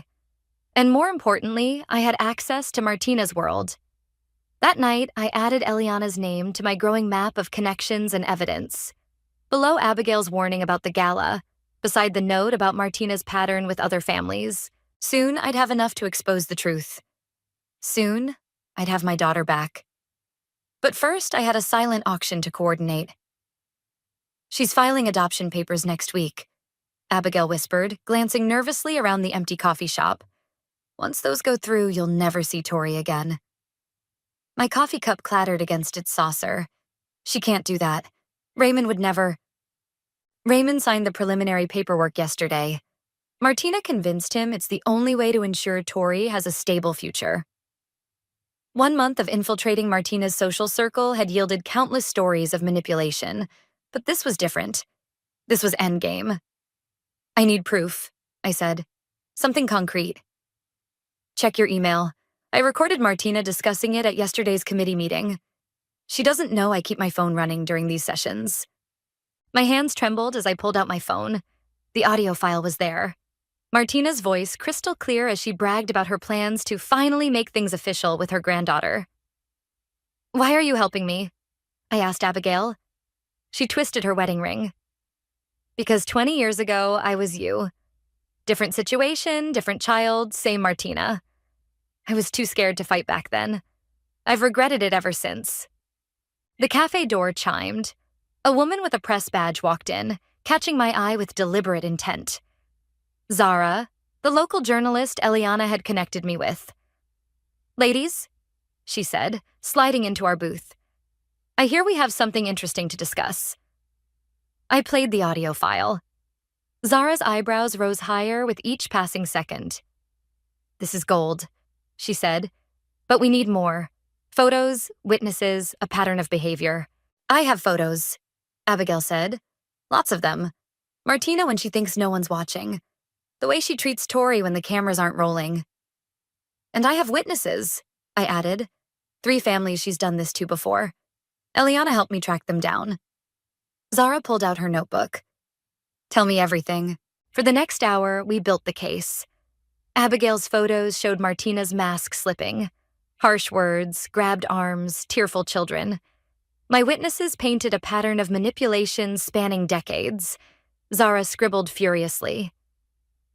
This is bigger than a custody battle, she said finally. This is about power, control, and systematic emotional abuse hidden behind society's perfect veneer. My phone buzzed. A text from Eliana. Emergency. Come to my house now.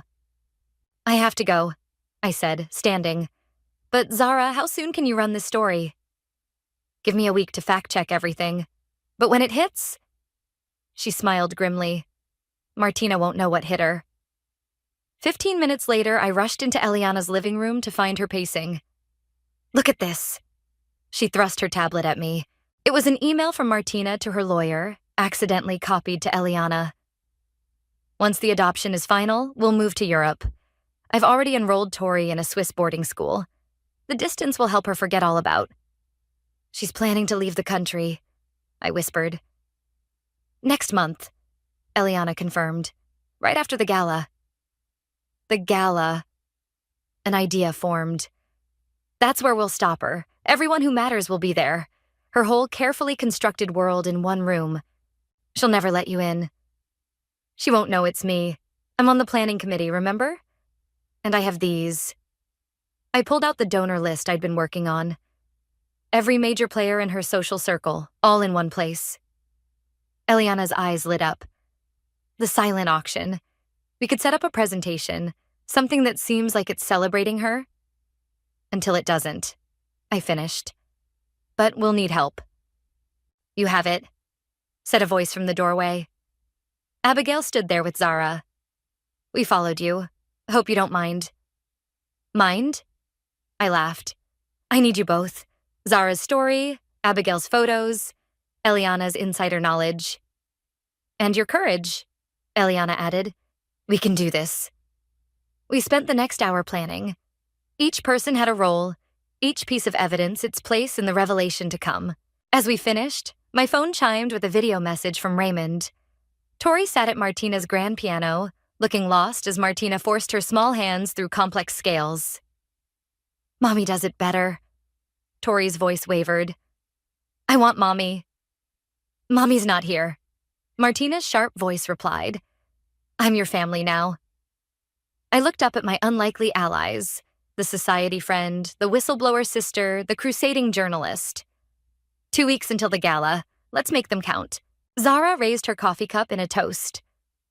To bringing down the queen of manipulation. To saving Tori, I corrected. To justice, Eliana and Abigail said together. The pieces were in place. Now we just had to survive until the gala. Andrea, we need to talk. Raymond's voice behind me nearly made me drop the auction catalog I was organizing at the community center. I turned slowly, grateful for my disguise. I don't know who. Drop the act, he said quietly. Eliana told me everything. My heart stopped. She would when she saw what I found in Mom's study. He pulled out a thick folder. Bank statements, court documents, letters to her lawyer dating back to before Tori was even born. She's been planning this for years. I glanced around the empty room. Why are you here? Because I was an idiot, he said, running a hand through his hair. Because I let her manipulate me just like she's done to everyone else. Because our daughter cries herself to sleep every night asking for you. My hands clenched. And you're just now noticing? I'm trying to make it right. He opened the folder. These prove she's been transferring large sums to the judge who granted her custody. There's more. Documentation of her threatening other families, proof she bribed witnesses. Why should I trust you now? Because I found this. He pulled out a document with tomorrow's date. She's filing for full adoption and immediate permission to leave the country. Once that goes through, we'll never see Tori again. I sank into a chair. We're planning something at the gala. I know. Eliana told me. But you need these documents to make it stick legally. He placed the folder in front of me. I've made copies. Use them. Raymond. I studied his face. She's your mother. Are you sure? She stopped being my mother the moment she tried to steal my daughter. He headed for the door, then turned back. Andrea? I'm sorry. For everything. After he left, I called an emergency meeting. Within an hour, everyone gathered at Eliana's house. These are perfect, Zara said, flipping through the documents.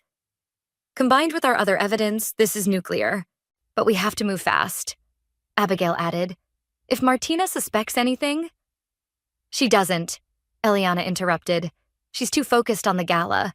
It's her moment to show off her perfect family before whisking Tori away to Switzerland. I spread the evidence across the table. Raymond's documents, Abigail's photos, witness statements, bank records, Zara's draft article. Walk me through the plan again, I said. Zara pointed to her laptop. I've prepared a video presentation, supposedly highlighting Martina's charitable work, but halfway through it transitions to show her true nature. Witness testimonies, surveillance footage, everything.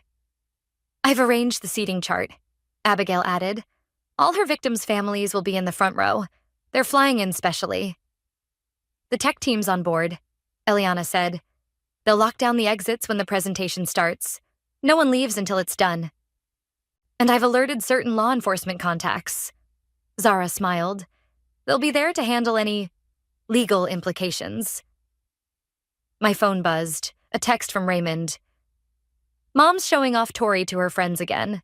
She's exhausted, but Mom won't let her rest. I showed them the message. We have to end this. 2 days until the gala, Eliana said. Everything's ready. Almost everything, I corrected, pulling out a small box. I need one more favor. Inside was a silver locket, Tori's favorite, with our picture inside. I'd managed to slip it to her once during a supervised visit, but Martina had confiscated it. Can someone make sure she gets this before the gala? She needs to know Mommy's coming for her. Abigail took the locket. I'm having tea with them tomorrow. I'll find a way. As we finalized details, another text came through, this time from an unknown number. It was a photo of Tori sleeping, clutching her old stuffed rabbit, tears still wet on her cheeks. The caption read, "She needs her mom. Don't fail tomorrow." I looked up at my allies. My friends now, really. We won't fail. No, Eliana agreed. We won't. For Tori, Abigail said. For every child Martina's tried to steal, Zara added. For justice, I finished. We worked late into the night, checking and double-checking every detail. When I finally left, Eliana hugged me tight. Get some rest, she said. Tomorrow we prepare. The next day we take my sister down. Driving home, I passed Martina's mansion. A light was on in Tori's window.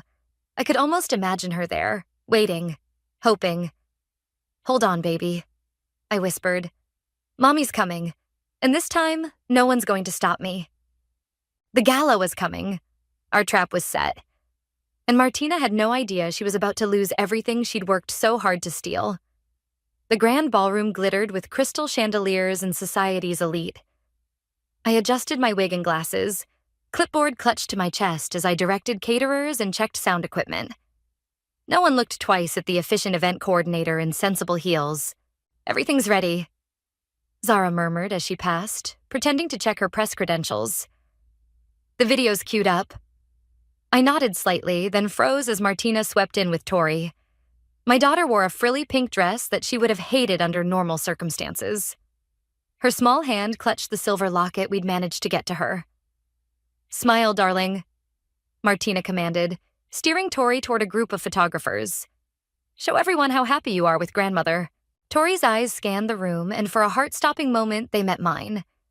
I pressed a finger to my lips. She gave the tiniest nod, then turned back to the cameras. Places, everyone, I called out, my voice disguised with a slight accent. The presentation begins in 20 minutes. Abigail appeared at my elbow. The families are all here. Front row, just as planned. And the police? Plain clothes scattered throughout. They're ready. I watched Martina work the room, showing off Tori like a prize poodle. Raymond stood near the bar, looking increasingly uncomfortable as his mother bragged about their fresh start in Switzerland. Ladies and gentlemen, I announced at exactly 8 o'clock. Please take your seats. Mrs. Schmidt's special tribute presentation is about to begin. Martina preened as she led Tori to their seats of honor. The lights dimmed and the screen lit up with carefully curated photos of Martina's charitable works. For 20 years, the narrator intoned, Martina Schmidt has been a pillar of our community. I slipped through the crowd to the tech booth.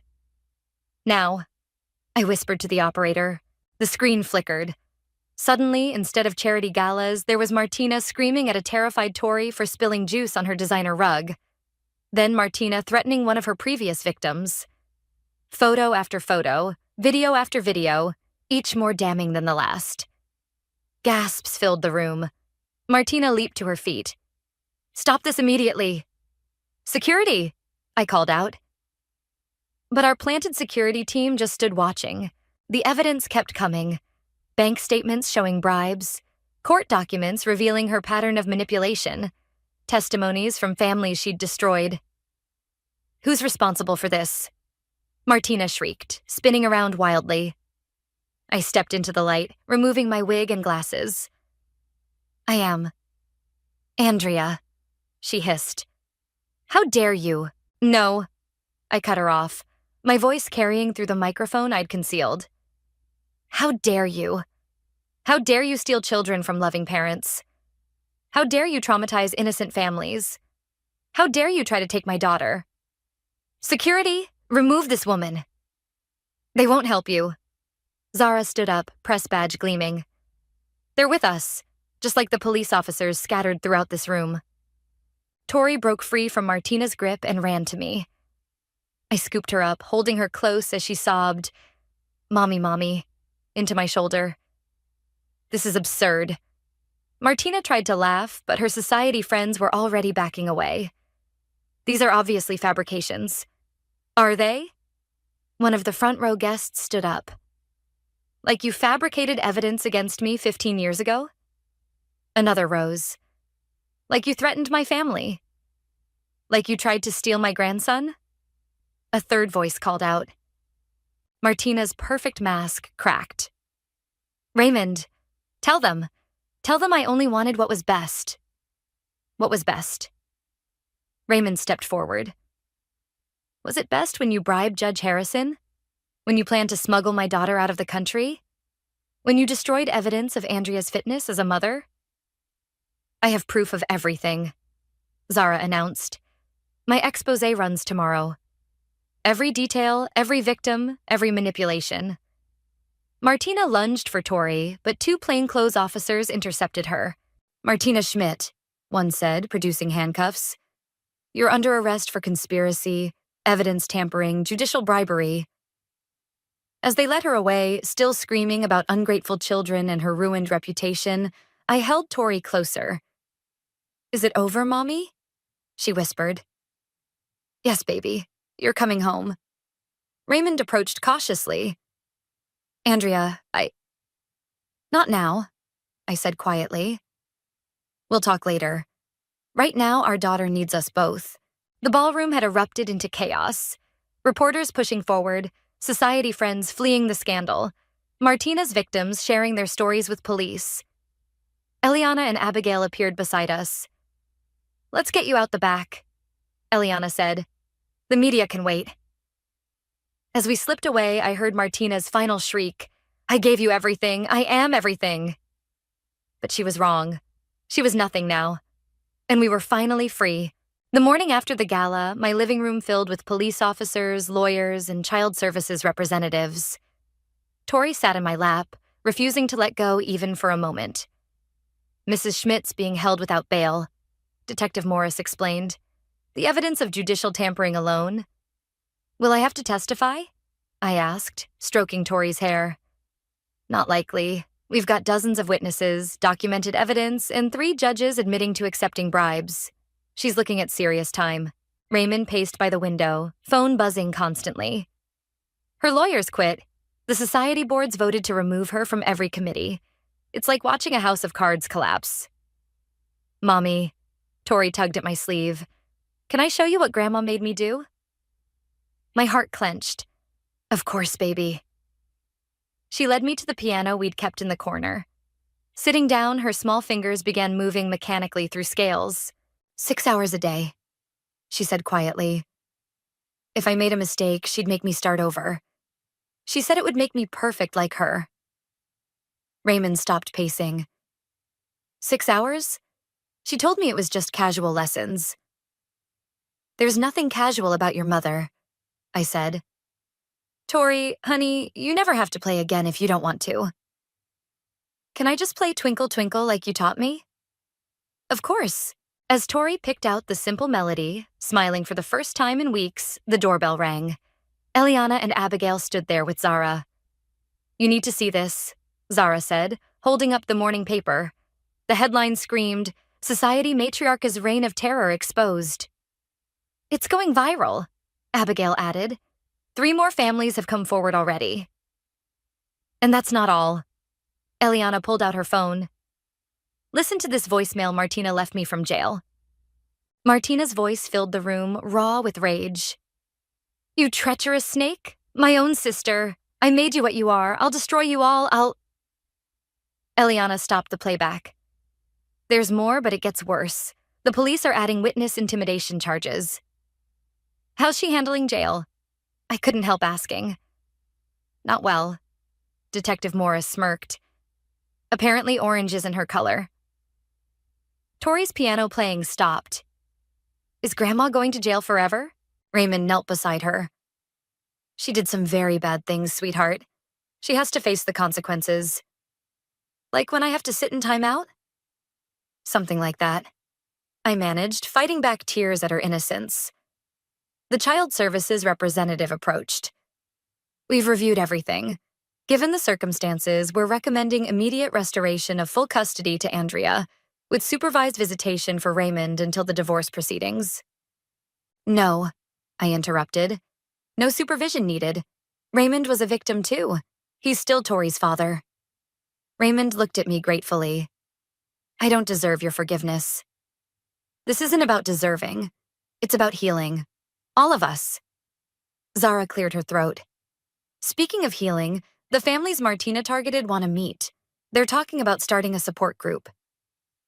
Count us in, Raymond said firmly. It's time to break the cycle.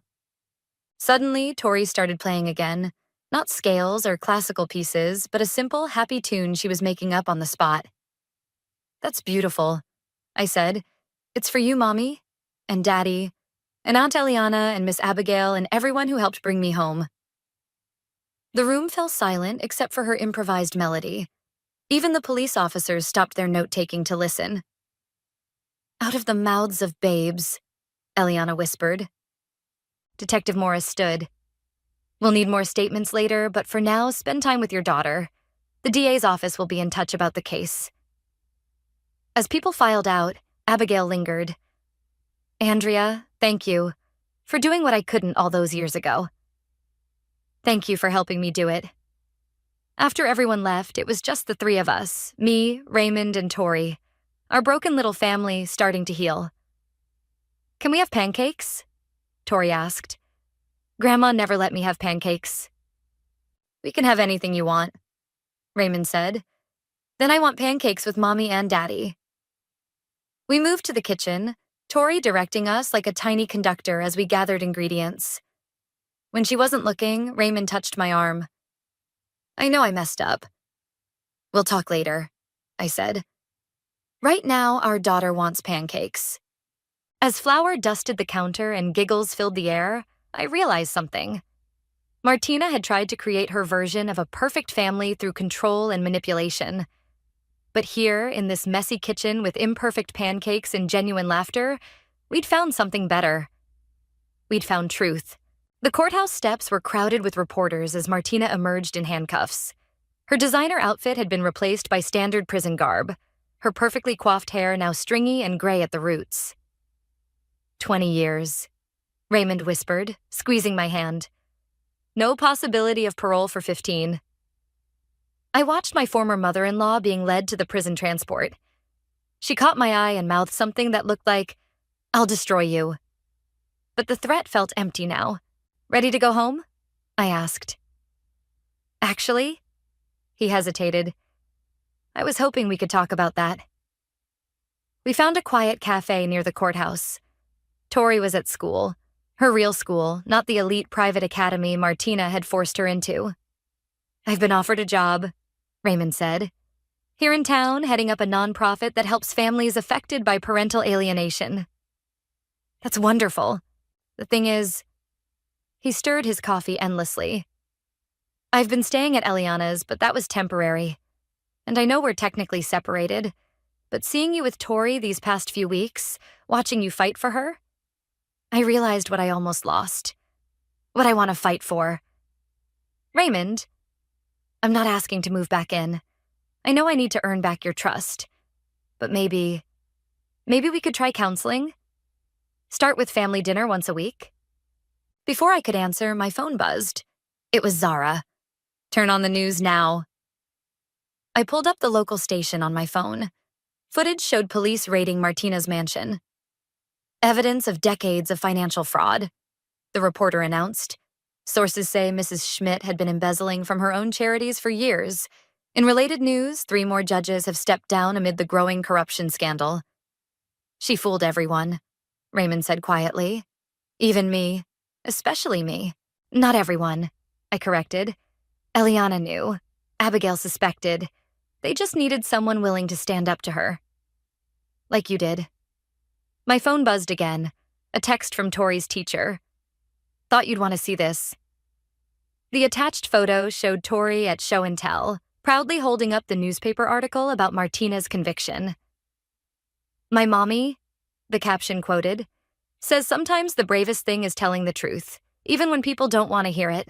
Raymond's eyes welled up. "She's right, and I need to tell you my truth. I love you, Andrea. I never stopped. I just lost my way for a while." "I know," I said softly. "But finding your way back isn't just about love. It's about trust, respect, standing together." "Then let me stand with you now. The nonprofit needs a co-director, someone who understands what families go through, who can help them fight back." "Are you offering me a job?" "I'm offering you a partnership. In every sense." The cafe door chimed as Eliana and Abigail walked in. "Sorry to interrupt," Eliana said, "but you need to see this." She handed me a letter. It was from Martina's first victim, the sister-in-law who'd fled to Canada. "We're starting a support network," Abigail explained, "for all the families affected by Martina. They want you to lead it." "Me?" "You're the one who brought her down," Eliana said. "You gave everyone hope." I looked at Raymond, saw the same hope in his eyes. "We could do it together," he said. "Help other families heal while we heal our own." My phone lit up with another photo from Tori's teacher. This time, my daughter sat at a classroom piano, teaching another student the simple version of Twinkle Twinkle she loved. The caption read, "She said everyone deserves a chance to make their own kind of music." "Yes," I said finally. "To all of it. The nonprofit, the support network, the counseling, the family dinners. But we take it slow." "As slow as you need," Raymond promised. Eliana raised her coffee cup. "To new beginnings?" "To truth," Abigail added. "To family," Raymond said. "To justice," I finished. "The real kind." Outside, the media was still buzzing about Martina's downfall, but it felt distant now. We had more important things to focus on: healing families, rebuilding trust, and creating something genuine from the ashes of false perfection. "Shall we go pick up our daughter?" Raymond asked. I took his hand, feeling the weight of my journey in that simple gesture. "Yes, let's go make some real music." As we left the cafe, I caught my reflection in the window.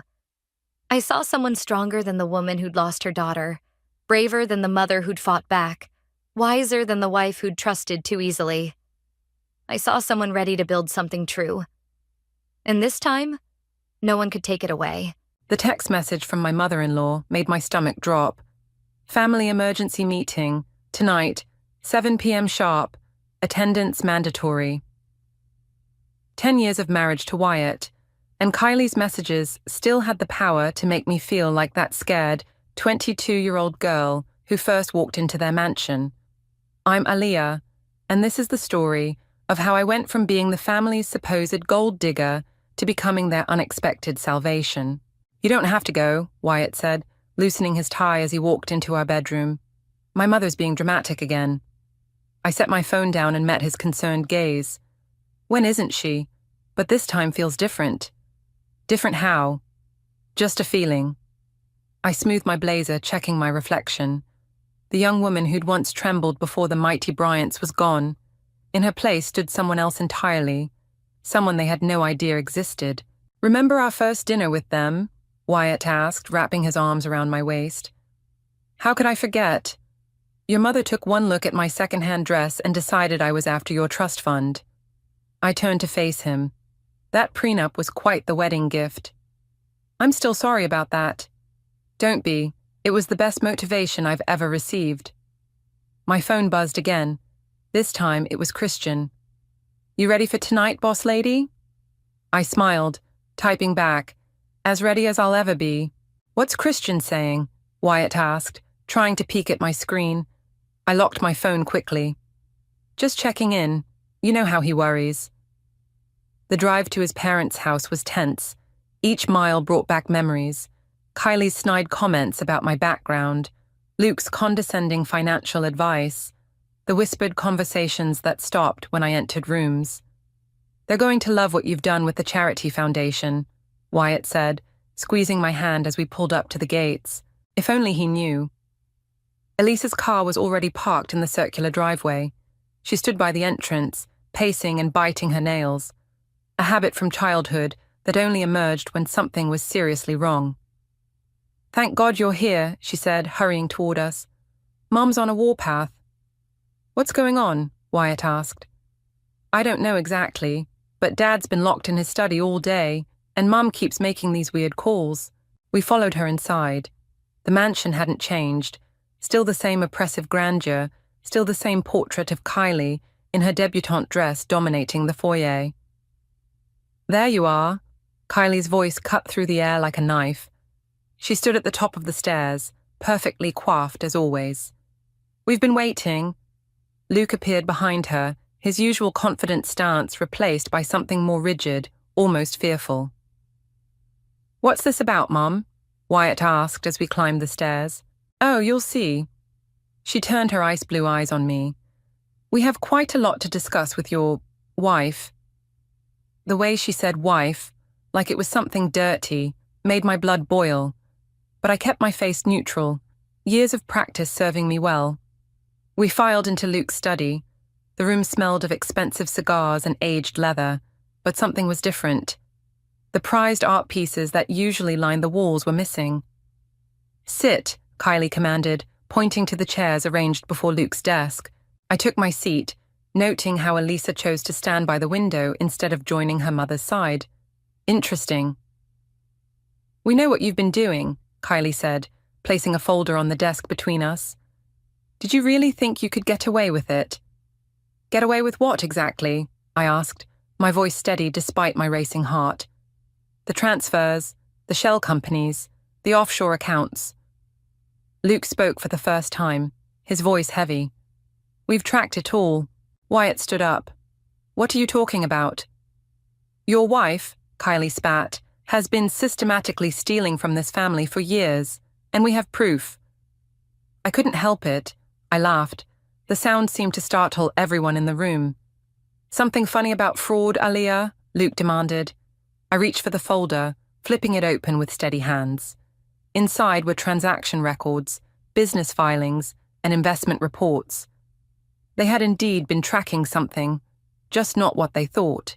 You know, I said, closing the folder, for people so concerned about their money, you really should have paid more attention to who's been buying up your company's debt.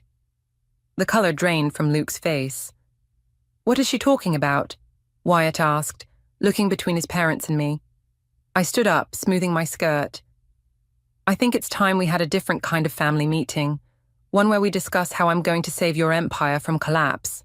The silence that followed was deafening, and for the first time in 10 years, I saw real fear in Kylie's eyes.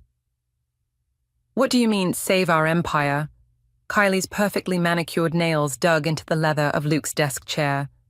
We don't need saving, especially not from you. The missing artwork suggests otherwise, I replied, gesturing to the bare walls. Selling off assets already? Luke slammed his hand on the desk. How dare you? Dad, Elisa interrupted, stepping forward. Is it true? Are we in trouble? The silence that followed was answer enough.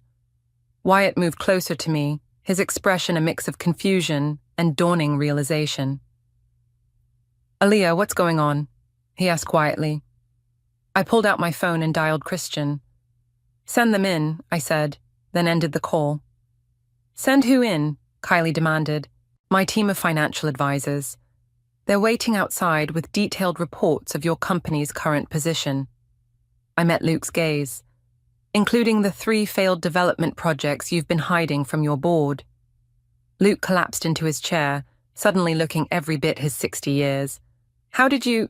No, I finished for him. I've been watching your company for years.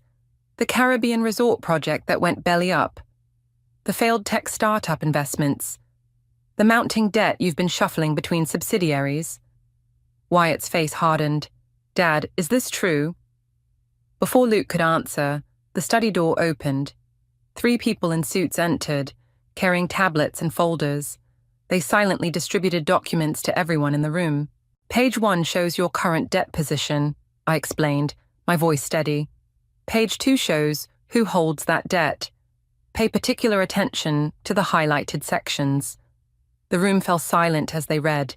I watched Kylie's face transform from contempt to horror as she processed the information. This is impossible, she whispered. Mom? Elisa's voice cracked as she looked up from her papers. We're nearly bankrupt? Not nearly, I corrected.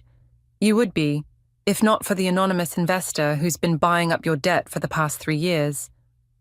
Wyatt's head snapped up. You? I nodded. Remember that prenup you made me sign?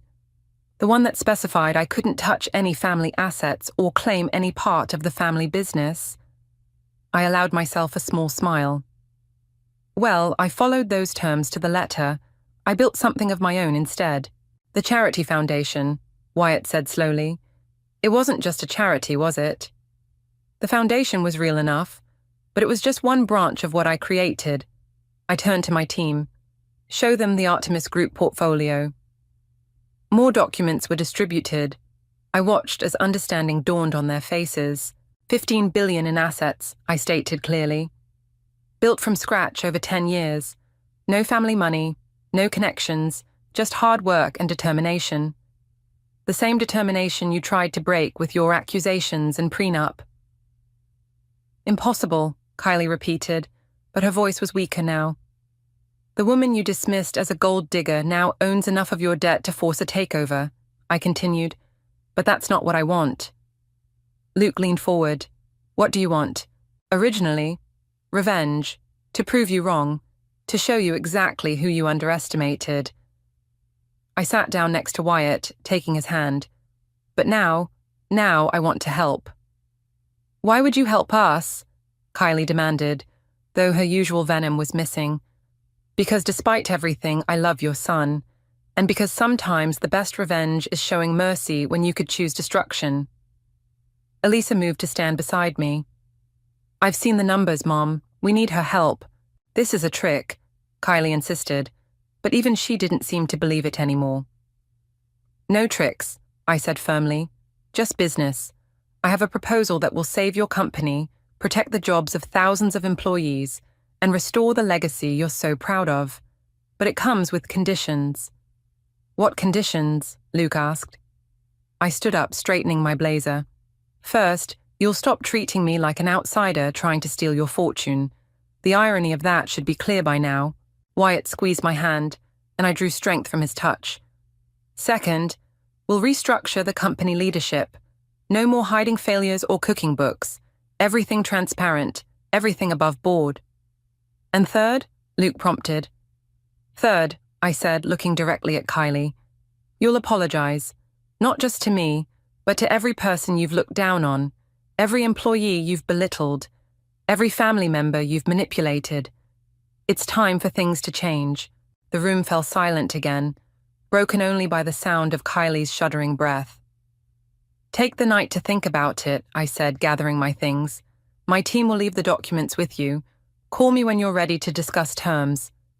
As Wyatt and I turned to leave, Elisa caught my arm. How long have you been planning this? I smiled. Since the day they made me sign that prenup. The drive home was silent until Wyatt pulled into our driveway and turned off the engine. 10 years, he said quietly. You built an empire right under my nose for 10 years. I wanted to tell you so many times, I replied, turning to face him.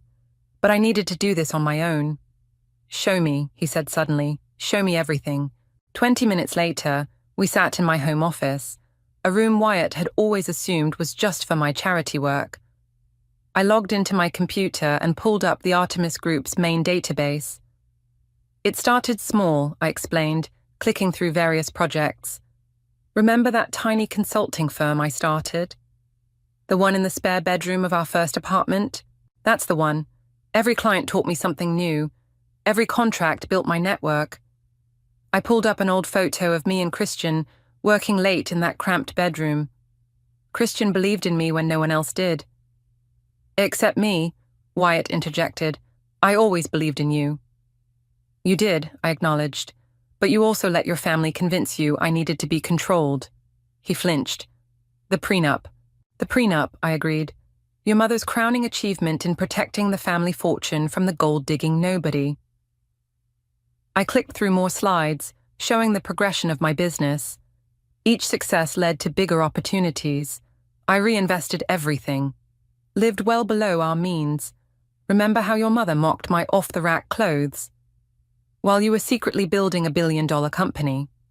Wyatt shook his head in amazement. A knock at the door interrupted us. Elisa stood there, looking uncertain. I followed you, she admitted. I need to understand. I gestured for her to join us. Perfect timing. I was just showing Wyatt how it all started. Including how our family treated you, she asked quietly. I pulled up another file. Actually, you might be interested in this. Remember 3 years ago when you wanted to start your own fashion line? Elisa's eyes widened.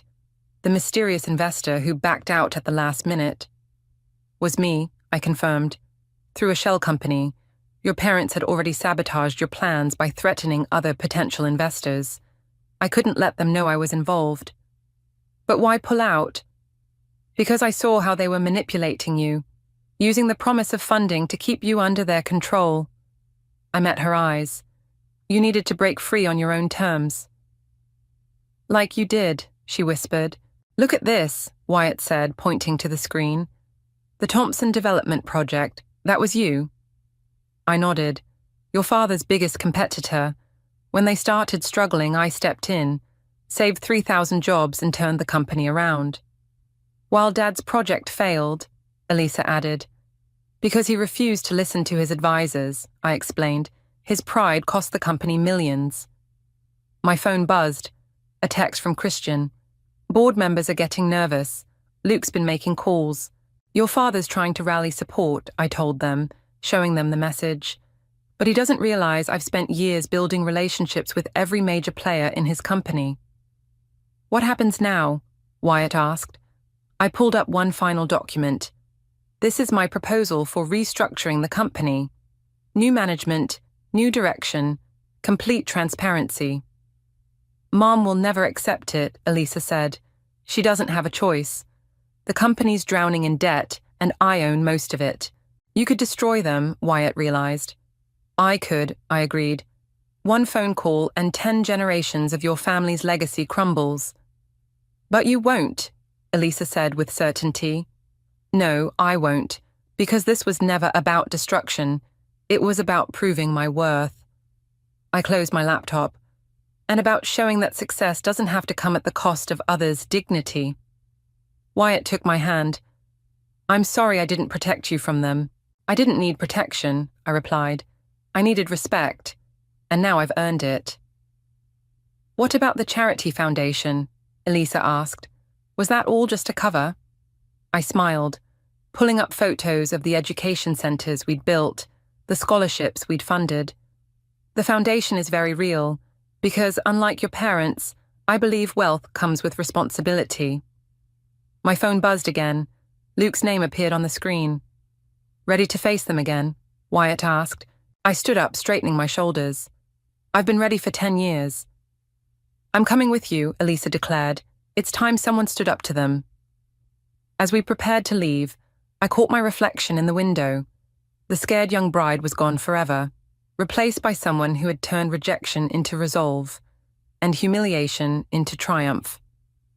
Let's go show them what real business acumen looks like, I said, leading the way out. The Bryant mansion looked different in the harsh morning light, less intimidating, more like what it really was. A facade, hiding a crumbling foundation. Luke opened the door before we could ring the bell, his face haggard from a sleepless night. The board's revolting, he said without preamble. They're calling for an emergency meeting. I know, I replied, walking past him.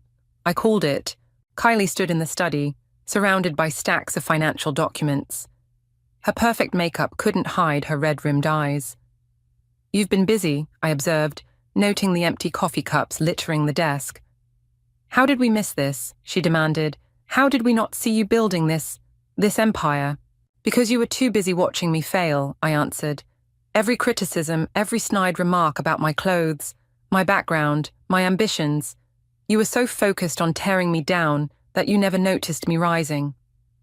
Elisa stepped forward. I found something else, Mom. She placed a folder on the desk. The resort project in Barbados, the one that supposedly failed. It didn't fail at all. Luke's face went pale. Elisa, don't. The project was profitable, she continued, but someone siphoned off the funds, someone with executive access to the accounts. Wyatt grabbed the folder. Dad, what did you do? What I had to do, Luke exploded. The lifestyle your mother demanded, the image we had to maintain, it all costs money. Money we didn't have, Kylie whispered, sinking into a chair. My phone buzzed, a message from Christian. Board members arriving at HQ, showtime. We need to go, I announced. The board meeting starts in an hour. To witness our humiliation, Kylie asked bitterly. To save your company, I corrected, unless you'd rather explain to your society friends why you're selling this house.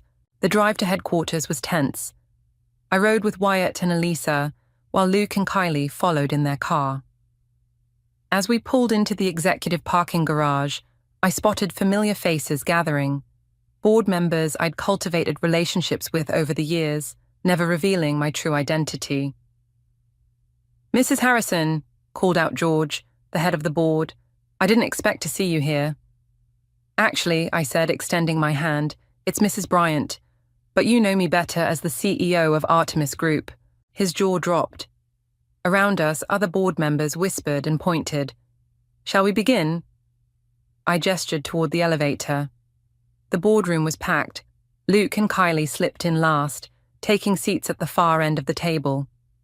I stood at the head, my presentation ready. Ladies and gentlemen, I began, you're here because this company is in crisis. But what you don't know is that it's been in crisis for years. Slides appeared behind me, showing the true state of the company's finances. Gasps filled the room as the numbers revealed themselves. However, I continued, there's a solution. A merger with Artemis Group would not only save this company, but transform it into something stronger. And who controls Artemis Group? Demanded one board member. I do, I stated clearly. The woman some of you may remember as the gold-digging bride who needed a prenup. The room erupted in murmurs. I caught Kylie shrinking in her seat. My proposal is simple, I continued over the noise. A complete restructuring, new management, transparent operations, and a focus on sustainable growth rather than maintaining appearances. And the current leadership? George asked, glancing at Luke. We'll step down, I answered. Immediately. Luke stood up abruptly. Now wait just a minute. Sit down, Dad, Elisa commanded. You lost the right to protest when you embezzled from your own company. More gasps. Luke collapsed back into his chair. I clicked to the next slide. I've prepared a detailed transition plan. Each of you has a copy in front of you. Take an hour to review it. When we reconvene, we'll vote. As the board members filed out for the break, Kylie approached me. Her hands were shaking. You could have destroyed us, she said quietly. Yes. Why didn't you? I looked at Wyatt, who stood proudly by my side. Because revenge wasn't worth destroying something that could be saved. But make no mistake, the old way of doing things ends today. All those years, she murmured, I thought I was protecting my family from you, but you were actually protecting it from us. The vote will pass, I told her. The board trusts me more than they trust Luke. The only question is whether you'll accept the changes with grace or force me to do this the hard way. She straightened her shoulders, a ghost of her old pride showing through. And if we accept, then we build something better, together. I held out my hand. Your choice. After a long moment, she took it. The vote was unanimous. As board members filed out of the room, Christian slipped in through the side door, tablet in hand. You won't believe what I just found, he said, his face grim. There's more to the story. More than Dad's embezzlement? Elisa asked. Christian placed his tablet on the table, pulling up a series of documents. These were buried deep in the company servers. Someone tried to delete them, but... He smiled. Well, let's just say I'm very good at my job. I leaned forward, scanning the files. My breath caught. Luke, care to explain why there's a second will? Luke's head snapped up. What? Your father's will, I clarified. The one that supposedly left everything to you? Turns out there was another version. One that divided the company equally between you and your sister Margaret. Kylie's face went white. Margaret died 20 years ago. In a car accident, Elisa added, before I was born. Did she? Christian asked, sliding another document across the table. Because according to these bank records, someone's been making regular payments to an account in Toronto under her name. Payments that started right after her death and continued until 3 months ago. The room fell silent. Luke stared at the documents, his hands trembling. What did you do? Kylie whispered. I had no choice, Luke said hoarsely. She was going to ruin everything. She wanted to sell, to break up the company. Our father's legacy. So you forced her out, I finished. Made her disappear, take the money and stay quiet, or else. Wyatt slammed his hand on the table. My God, Dad. Your own sister? She's alive, Elisa asked, tears in her eyes. We have an aunt we never knew about. I pulled out my phone, dialing a number. Margaret? It's Aliyah. Yes, I found them. It's time. The door opened, and a woman walked in. She had Luke's eyes and Elisa's smile, though her hair had gone silver. Luke stumbled backward as if he'd seen a ghost. Hello, little brother, Margaret said quietly. Kylie grabbed the edge of the table for support. All these years. I'm sorry, Kylie, Margaret said. I wanted to reach out so many times, but the agreement Luke made me sign, which is now void, I interjected, along with any claim Luke had to sole ownership of the company. You knew? Luke demanded, turning to me. How long have you known? 3 months, I replied. When the payment stopped, Margaret reached out to Artemis Group for help. Imagine her surprise when she learned who I was. This whole time, Wyatt said, while you were buying up company debt, I was also helping your aunt prepare to reclaim her rightful place, I finished. The board has already approved her appointment as co-chair. Luke lunged forward. You can't... Sit down, Margaret commanded, and surprisingly, he did. You took 20 years of my life, Luke. 20 years away from my family, my home, my legacy. The only reason I'm not pressing charges is because of her. She nodded toward me. Why? Kylie asked me, her voice barely a whisper. Because sometimes healing is better than vengeance, I answered. And because this company needs both strength and compassion to survive. Elisa moved to stand beside her aunt, studying her face. You have Mom's old pictures. The ones that went missing. Margaret smiled, touching her niece's cheek. I took them when I left, to remember the family I lost. The family you can have again, I said firmly, if everyone is willing to move forward. Luke slumped in his chair, defeated. What happens now? Now, Margaret said, we rebuild, together. But first, she turned to Kylie. I believe you owe your daughter-in-law an apology, a real one. Kylie stood slowly, her perfect posture finally cracking.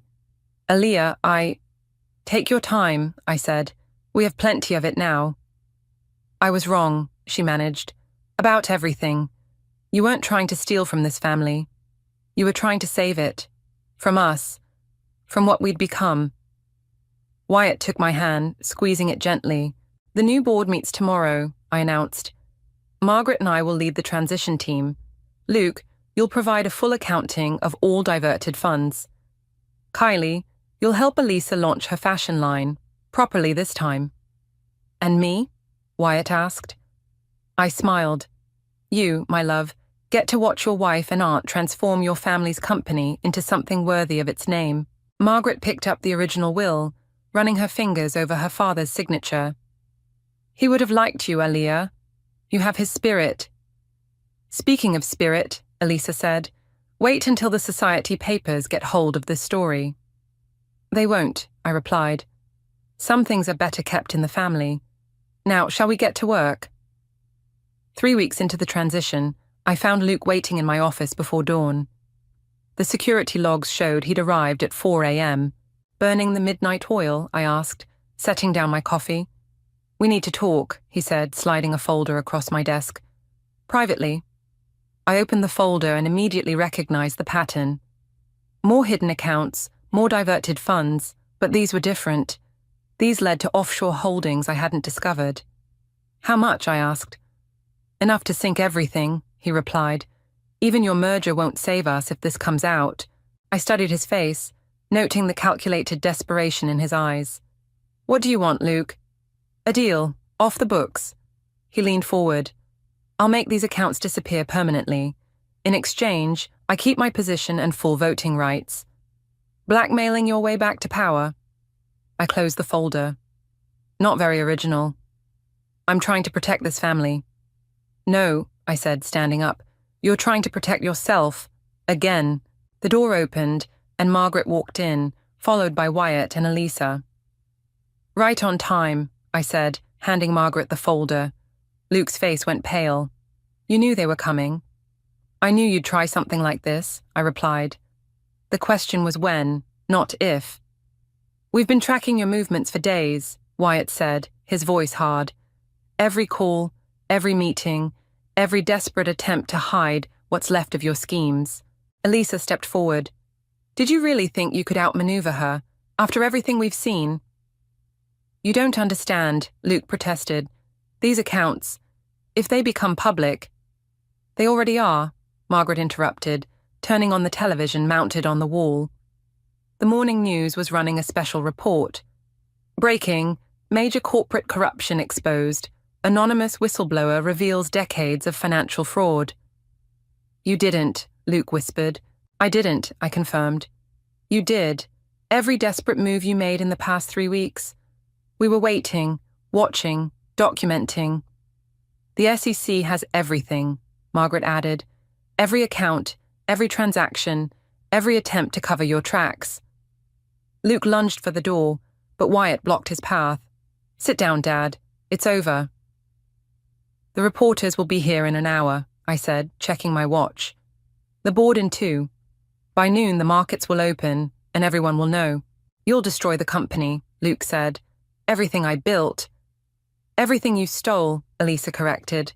From Aunt Margaret, from the shareholders, from all of us. But the company won't be destroyed, I assured him, because while you were plotting this sad little coup, we were preparing. I pulled up the presentation on my laptop. Every major shareholder has been briefed. Every partner has been assured. The merger is proceeding with full transparency, including the exposure of past misdeeds. The stock will tank, he protested. Temporarily, Margaret agreed. And then it will recover, stronger than ever, because for the first time in decades, this company will be run with integrity. A knock at the door. Kylie entered, her face set in grim determination. "The lawyers are here," she announced, "and I've signed the papers." Luke's head snapped up. "What papers?" "Divorce papers," Kylie said quietly. "I won't be dragged down with you, Luke. Not anymore." "Mom," Wyatt breathed. "I've spent 30 years turning a blind eye," Kylie continued, "telling myself it was for the family, for our legacy. But the real legacy is standing right here." She gestured to me. "The woman we tried to keep out is the one who saved us all. Security is waiting downstairs," I said to Luke. "They'll escort you out quietly if you go now. Make a scene, and they'll do it in front of the arriving press." Luke stood slowly, his empire crumbling before his eyes. "You think you've won?" "This was never about winning," I replied. "It was about doing what's right, something you forgot a long time ago." "I'll fight this," he threatened. "No," Margaret said, "you won't. Because if you do, the next documents I release will be about Sarah." Luke went completely still. "You know about Sarah? Your other secret?" Margaret's voice was ice. "Your other family? Yes, we know. So take the quiet exit, Luke, while you still can." As security led him away, I turned to the others. "Ready to face the press?" Wyatt took my hand. "Together." "The way it always should have been," Elisa added. Kylie straightened her shoulders, years of pretense falling away. "Show us how it's done, Aaliyah. Show us how to build something real." I looked at my family. Not the one I married into, but the one we were becoming.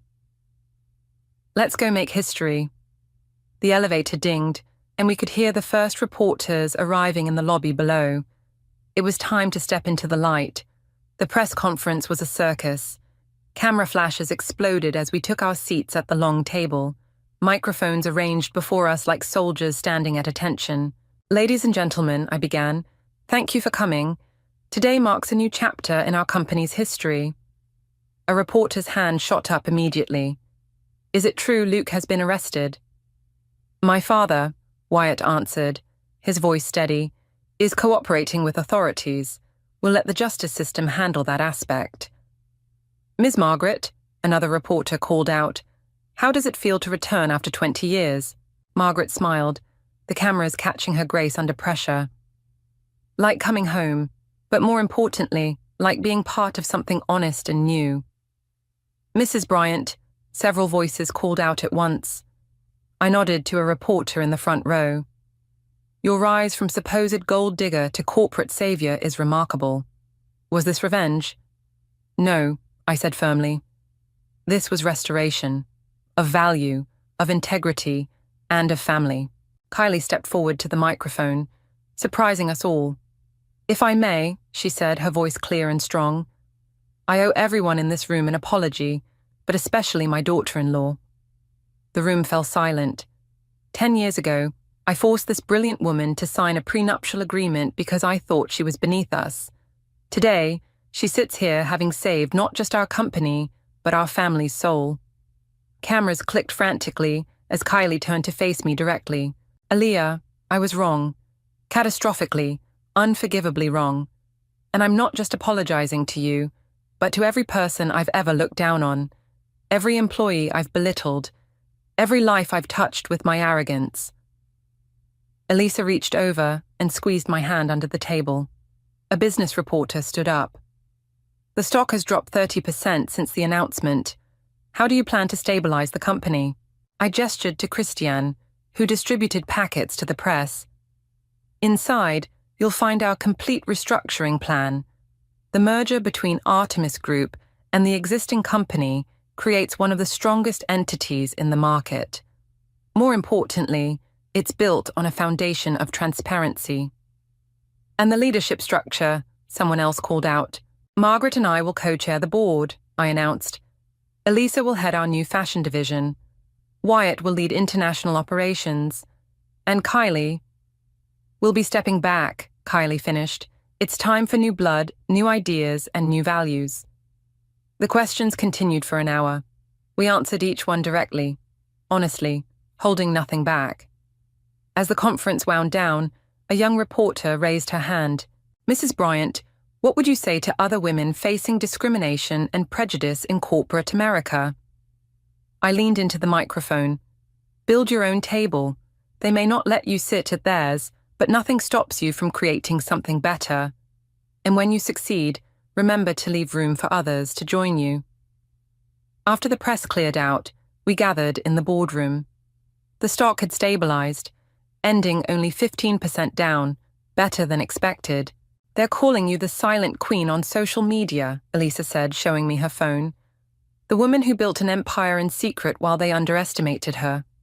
I prefer just Aliyah, I replied, but I was smiling. Margaret's phone buzzed. The SEC just released their initial findings. Luke's looking at serious time. Sarah's reached out, Kylie said quietly. His other wife, she wants to meet. Wyatt ran his hands through his hair. I still can't believe he had another family. People will surprise you, I said. Sometimes with their capacity for deception, sometimes with their capacity for growth. I looked meaningfully at Kylie. Speaking of growth, Elisa interjected, wait until you see the designs for the new fashion line. Aunt Margaret's been helping me. First, I said, standing up, we need to address the employees. They deserve to hear the truth from us directly. We made our way to the company auditorium, where hundreds of nervous employees waited. As we walked onto the stage, I saw fear in their eyes. Fear of losing jobs, of change, of an uncertain future. Your jobs are safe, I began, and a collective breath of relief filled the room. In fact, we're expanding, but more importantly, you'll now be working for a company you can be proud of. No more hiding, Margaret added. No more fear. No more hierarchy based on anything but merit, Kylie continued. As we laid out our plans, I watched hope replace fear in their eyes. This was the real victory, not the revenge I'd once dreamed of, but the chance to build something meaningful from the ashes of deception. Wyatt took my hand as we finished speaking. Ready for what comes next? I looked at our strange, broken, healing family on stage. More than ready. This is just the beginning. The autumn breeze carried the scent of coffee and fresh pastries through the open windows of my office. On my desk sat the morning's newspaper, its headline still surreal. Corporate Phoenix rises, company value doubles under new leadership. A knock at the door interrupted my thoughts. Christian entered, grinning. The last of Luke's hidden accounts has been cleaned up. It's officially over. Nothing's ever really over, I replied, but I was smiling too. How's the new security system? Impenetrable. No one will be able to hide financial misconduct again. He paused. Luke's sentencing is tomorrow. I know. Wyatt's going. Are you? Before I could answer, Elisa burst in, her arms full of design portfolios.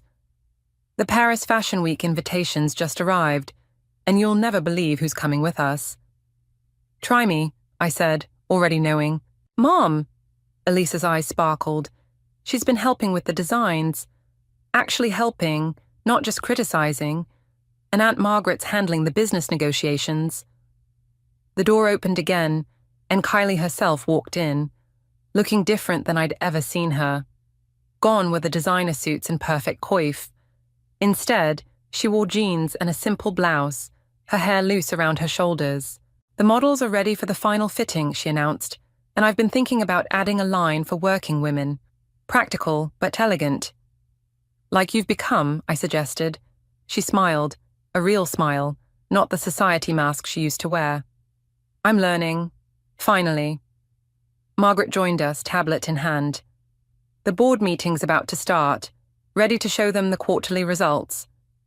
Actually, I said, I thought you should present them. You've earned it. Her eyes widened. Aliyah, the company was always meant to be yours too, I reminded her. Time to take your place fully. Wyatt appeared in the doorway. Sorry to interrupt, but there's someone here you all need to meet. He stepped aside, revealing a woman in her early 30s who shared Luke's features. Sarah, his daughter from his other family. I hope I'm not intruding, she said nervously. Kylie moved first, surprising us all by embracing her. Your family, you belong here. The board's waiting, Christian reminded us gently. Let them wait, I said. This is more important. We gathered around my office's seating area, this strange patchwork family brought together by secrets and lies, but healing through truth. I never thought I'd be grateful for that prenup, I admitted, but it led to all of this. To think, Elisa mused, if Mum and Dad hadn't been so awful to you, we'd all still be living lies, Kylie finished. Sometimes the worst things we do lead to the best outcomes. My phone buzzed, a message from the detention center where Luke was being held. He was asking to see me before tomorrow's sentencing. Go, Wyatt said, reading my expression. End this chapter properly. The detention center was cold and grey. Luke sat at the visitors' table, orange jumpsuit a far cry from his custom suits. You won, he said as I sat down. No one won, Luke, but some good came from it. Sarah, you found her? She found us. She's strong, brilliant, and wants to know her siblings. He slumped. I destroyed everything. No, I corrected. You tried to control everything, and it broke. But we rebuilt something better from the pieces. Why are you here? To tell you that your family is okay. Different, but okay. Kylie is designing clothes with Elisa. Margaret is thriving. Wyatt is the leader he was always meant to be. And Sarah, she's healing too. And you, still enjoying your revenge? This stopped being about revenge a long time ago. It's about legacy now. The right kind. I stood to leave, then paused. The company will support your other family too. It's the right thing to do. Back at the office, I found everyone gathered in the boardroom. The quarterly results were displayed on the screen. Record profits, soaring stock prices, unprecedented growth. To new beginnings, Margaret proposed, raising her coffee cup. To family, Kylie added, in all its forms. To truth, Elisa chimed in. To love, Wyatt said, taking my hand.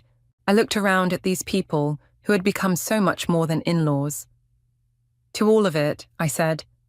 The good, the bad, the ugly truth, and the beautiful aftermath. Sarah raised her cup too, finally belonging. To second chances. Outside, the city hummed with life. Inside, we had built something rare and precious. A family forged not by blood or marriage contracts, but by choice and change and challenge overcome. Ready for the board? Christian asked. I squeezed Wyatt's hand and smiled. Ready for anything. The morning sun streamed through my bedroom window as I traced my fingers over the wedding dress hanging on my closet door. In less than 24 hours, I'd be walking down the aisle to marry the love of my life. Everything was perfect, or at least that's what I desperately wanted to believe. I'm Autumn, and this should have been the happiest morning of my life. Instead, my stomach was in knots as I prepared to face another breakfast with my future mother-in-law. Girl, you look like you're heading to a funeral, not your wedding rehearsal, Tessa said, barging into my room with 2 cups of coffee. My best friend had practically moved in this week to help with the preparations. Here, caffeine fixes everything. Thanks, I said, accepting the cup. I just can't shake this feeling that Mara's planning something. Your mother-in-law from hell? Tessa rolled her eyes. When isn't she planning something? The doorbell rang, and my heart skipped. Travis was early for breakfast. I hurried downstairs, nearly colliding with him in the hallway.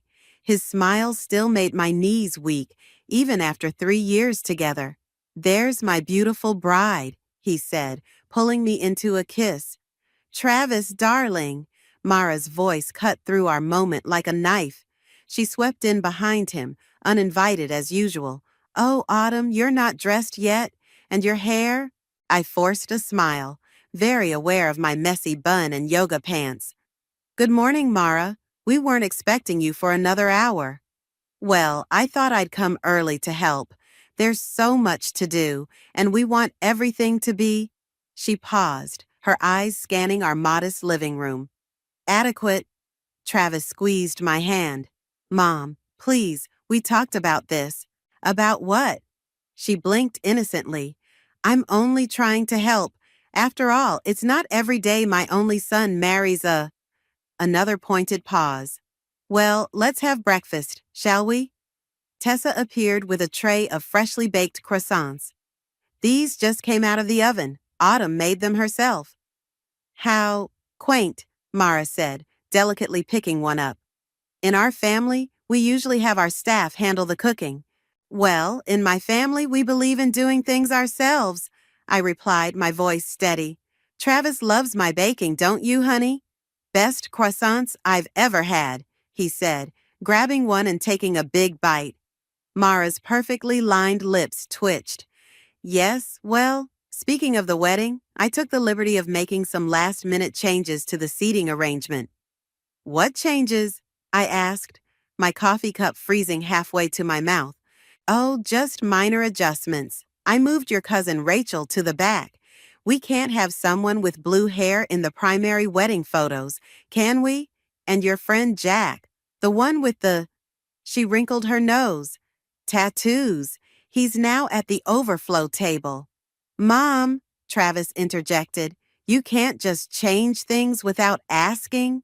Darling, I'm only thinking of the family photos. They'll be in our albums forever. I set my cup down carefully.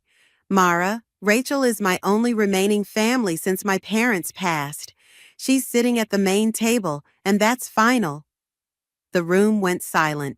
Mara's eyes narrowed slightly, but her plastic smile remained fixed. Of course, dear. It was merely a suggestion. Though I must say, if you're going to take that tone with me, perhaps we should discuss your choice of wedding dress again. That off-the-rack number is hardly befitting a Garcia bride. The dress is perfect, Tessa cut in, and it's already altered. We'll see, Mara murmured, so quietly I almost missed it. Travis checked his watch. Mom, we should head to the venue. The rehearsal starts in an hour. He kissed my cheek. See you there, babe. As they left, Tessa grabbed my arm. Did you hear what she said about the dress? Autumn, I don't trust her. Neither do I admitted, watching through the window as Travis helped his mother into her Mercedes. But what can she possibly do? The dress is locked safely in my closet, and tomorrow I'm marrying the man I love. Just be careful, Tessa warned. That woman has more schemes than a soap opera villain. I nodded, trying to ignore the growing unease in my stomach. Tomorrow was my wedding day, and nothing, not even Mara Garcia, was going to ruin it. At least, that's what I thought at the time. I had no idea that in less than 24 hours, I'd be facing the biggest crisis of my life, or that karma was about to teach my future mother-in-law an unforgettable lesson. No, no, no, my scream echoed through the bridal suite as I stared at the garment bag in horror.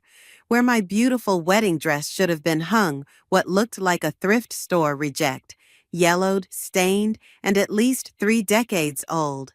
What's wrong? Tessa burst through the door, still in her robe. The other bridesmaids crowded behind her.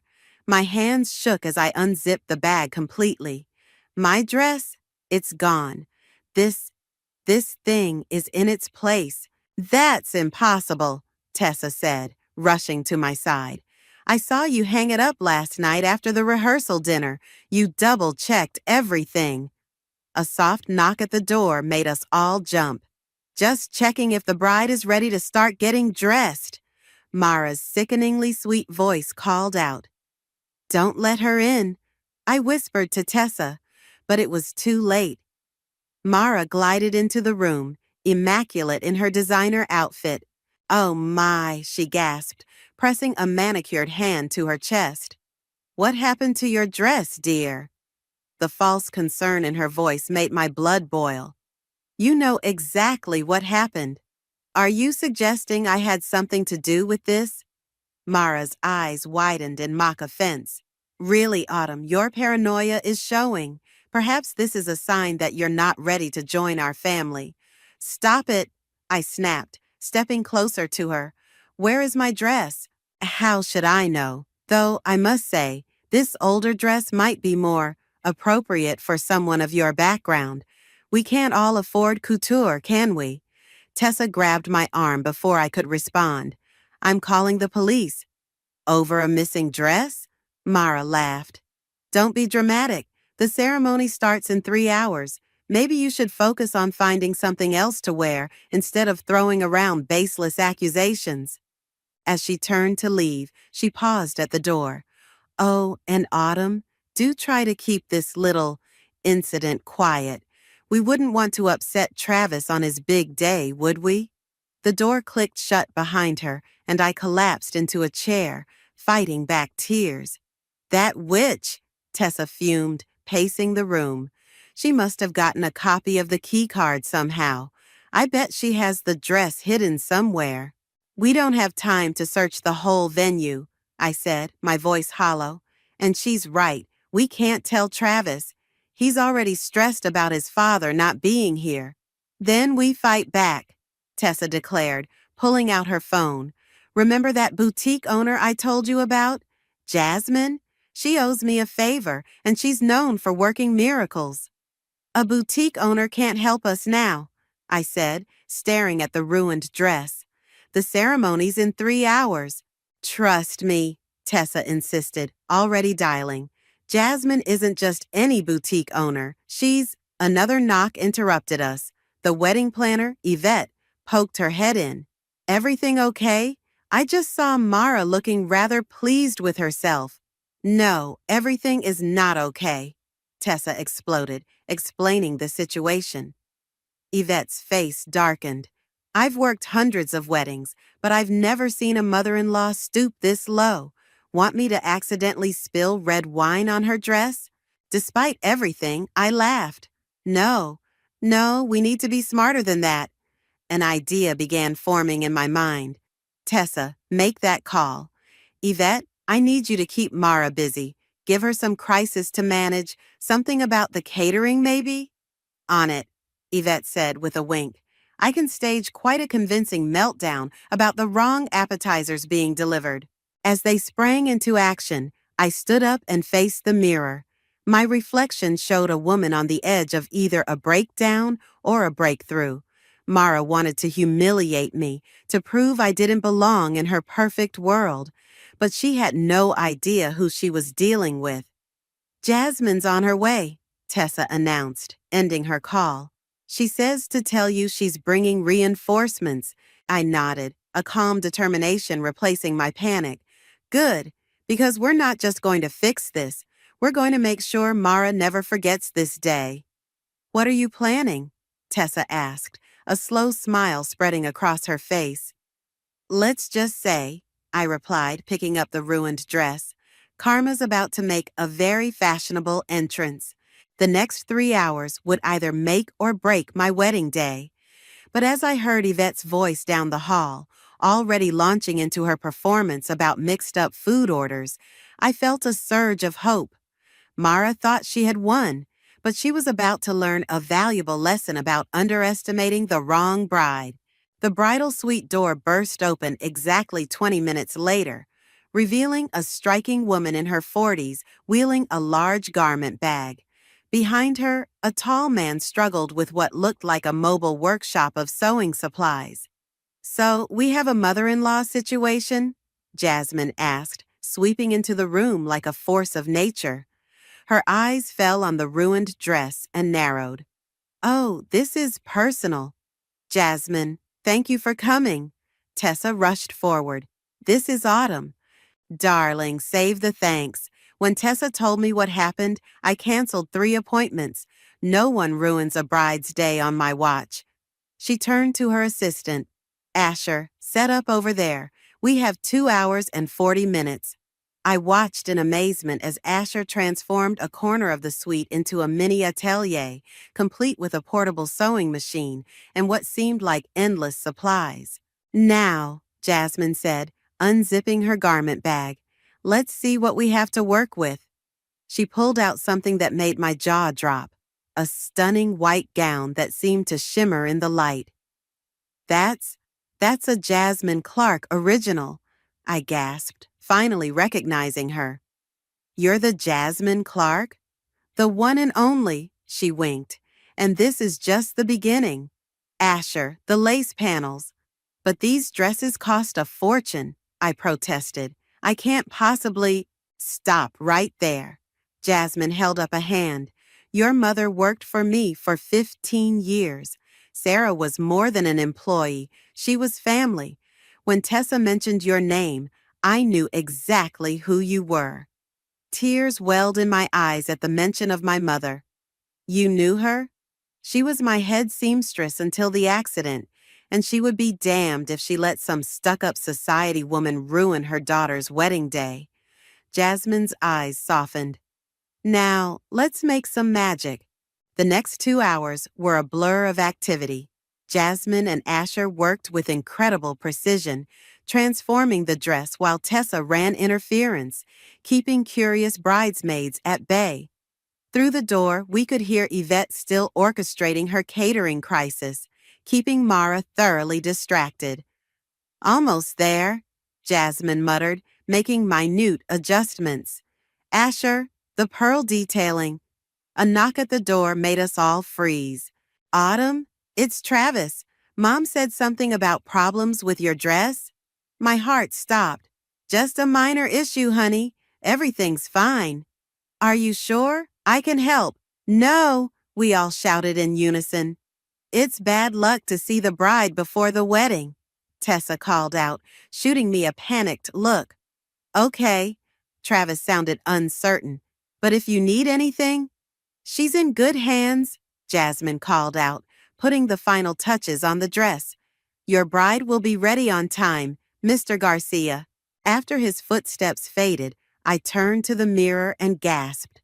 The dress was beyond anything I could have imagined. The original gown had been transformed with delicate lace overlays and hand-sewn pearl details that caught the light with every movement. There's just one thing missing, Jasmine said, reaching into her bag. She pulled out a small, vintage-looking hair clip.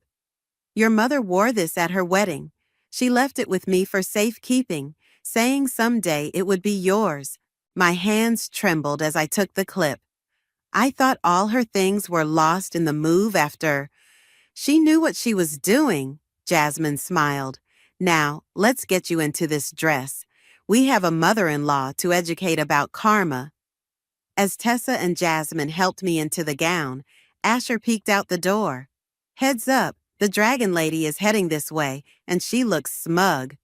Perfect timing, Jasmine said, making a final adjustment.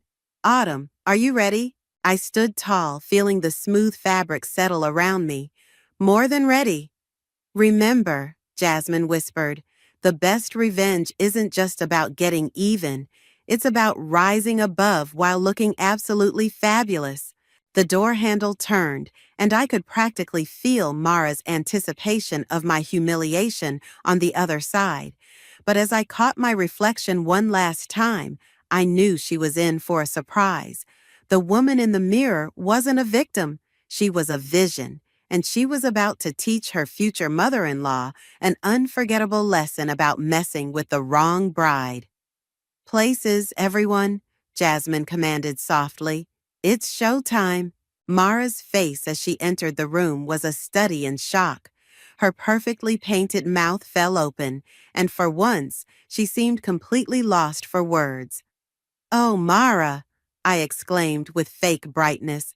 I'm so glad you're here. I wanted to thank you. Thank me? She stammered, her eyes fixed on my transformed dress. Yes, if you hadn't pointed out the issues with my original dress, I never would have had the opportunity to wear this.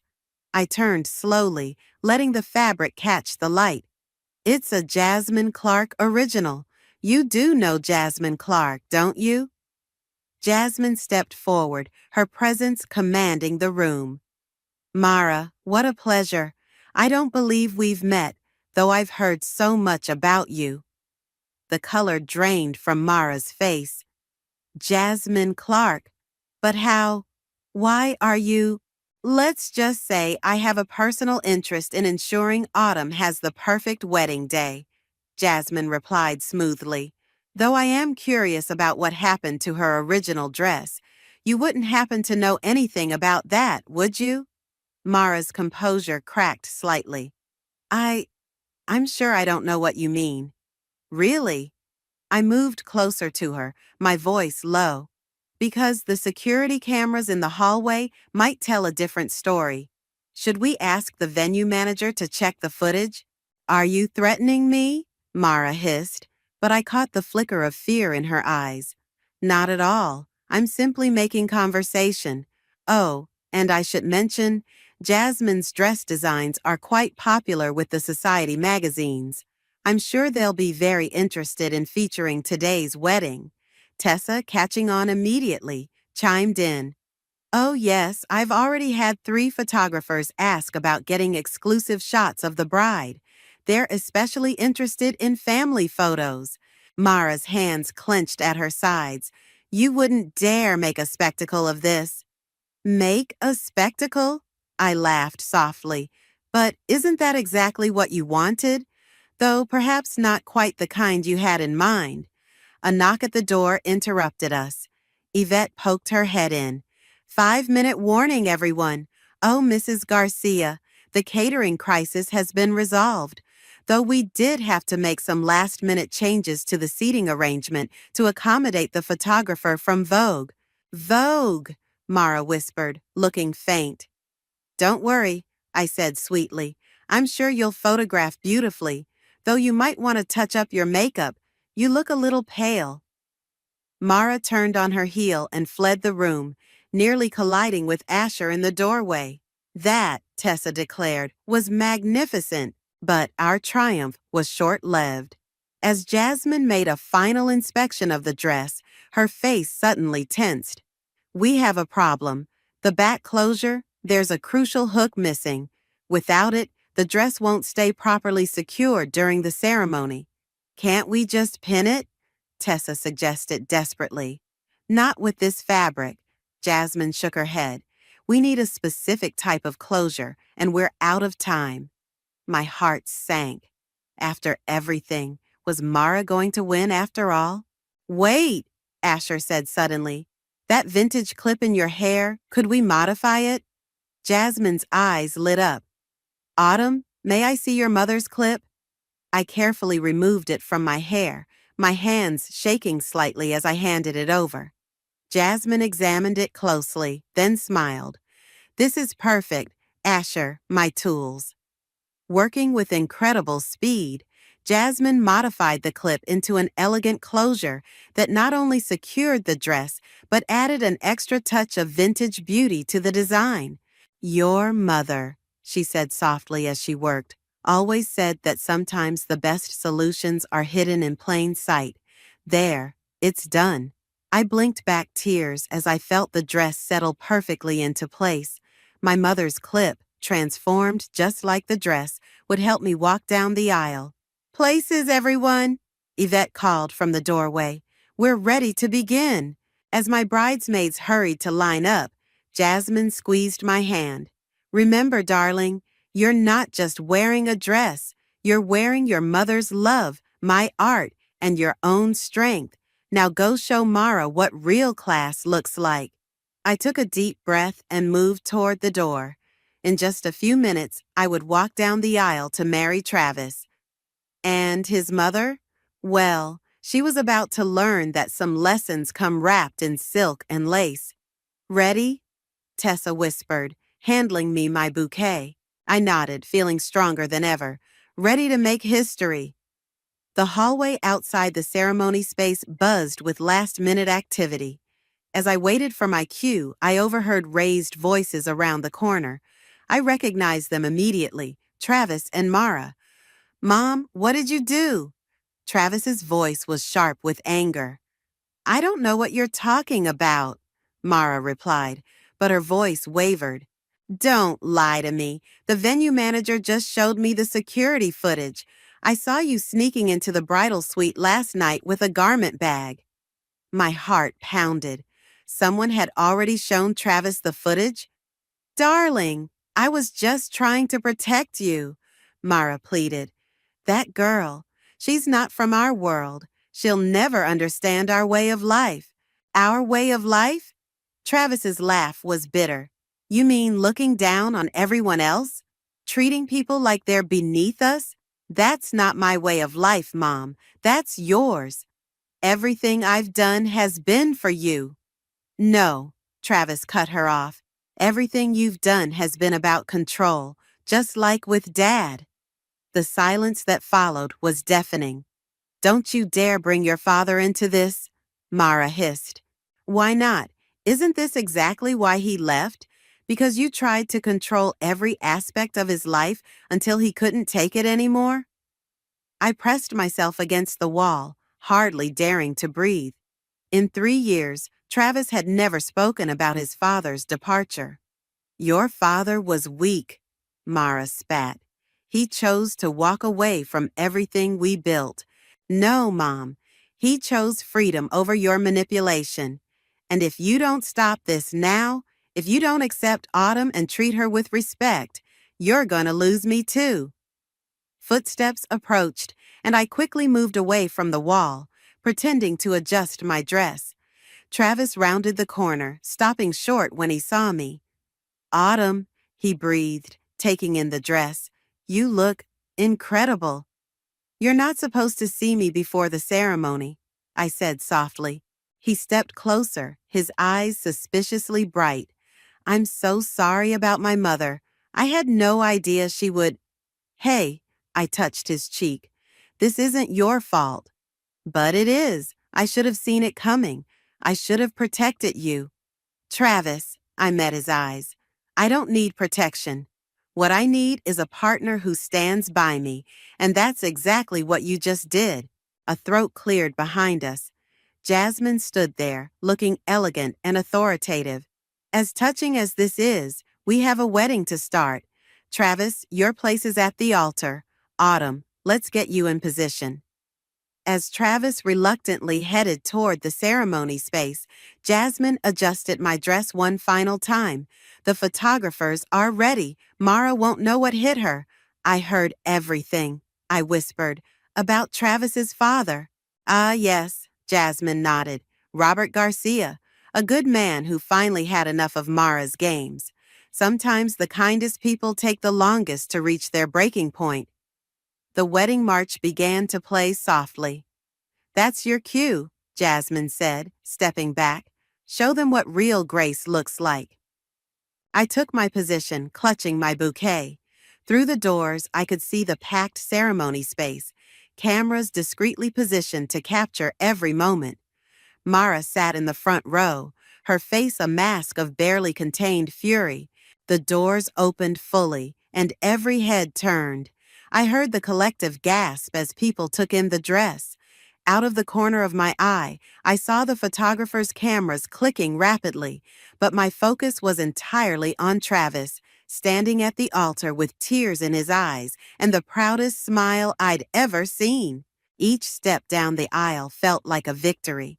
The dress moved like liquid silver, my mother's transformed clip securing everything perfectly. As I passed Mara, I caught her eye and gave her my sweetest smile. You look beautiful, Travis whispered as I reached him. Thanks to your mother, I whispered back, just loud enough for Mara to hear. If she hadn't helped create this situation, I never would have had the chance to wear a Jasmine Clark original. I suppose we should thank her. From her seat, Mara's face turned an interesting shade of purple. But as the officiant began to speak, I noticed something else. Behind her carefully maintained facade, there was fear. She was finally realizing that her actions hadn't just failed to humiliate me, they had backfired spectacularly, and we were just getting started. The ceremony began, but this was more than just a wedding now.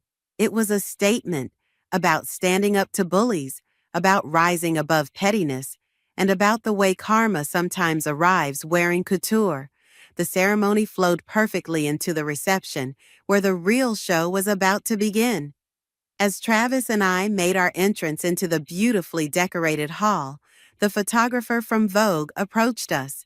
Mrs. Garcia, she addressed me, deliberately using my new surname. Would you mind if we did a special feature on your dress? It's causing quite a buzz already.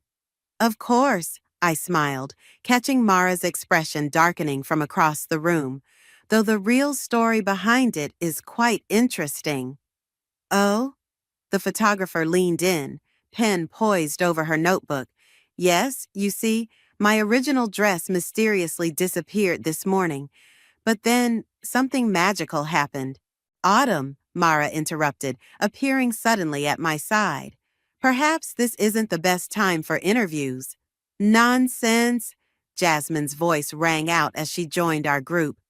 Every bride should share her special story, especially when it involves one of my emergency wedding dress rescues. The photographer's eyes widened. Jasmine Clark, you designed this dress? In record time, too. Jasmine nodded.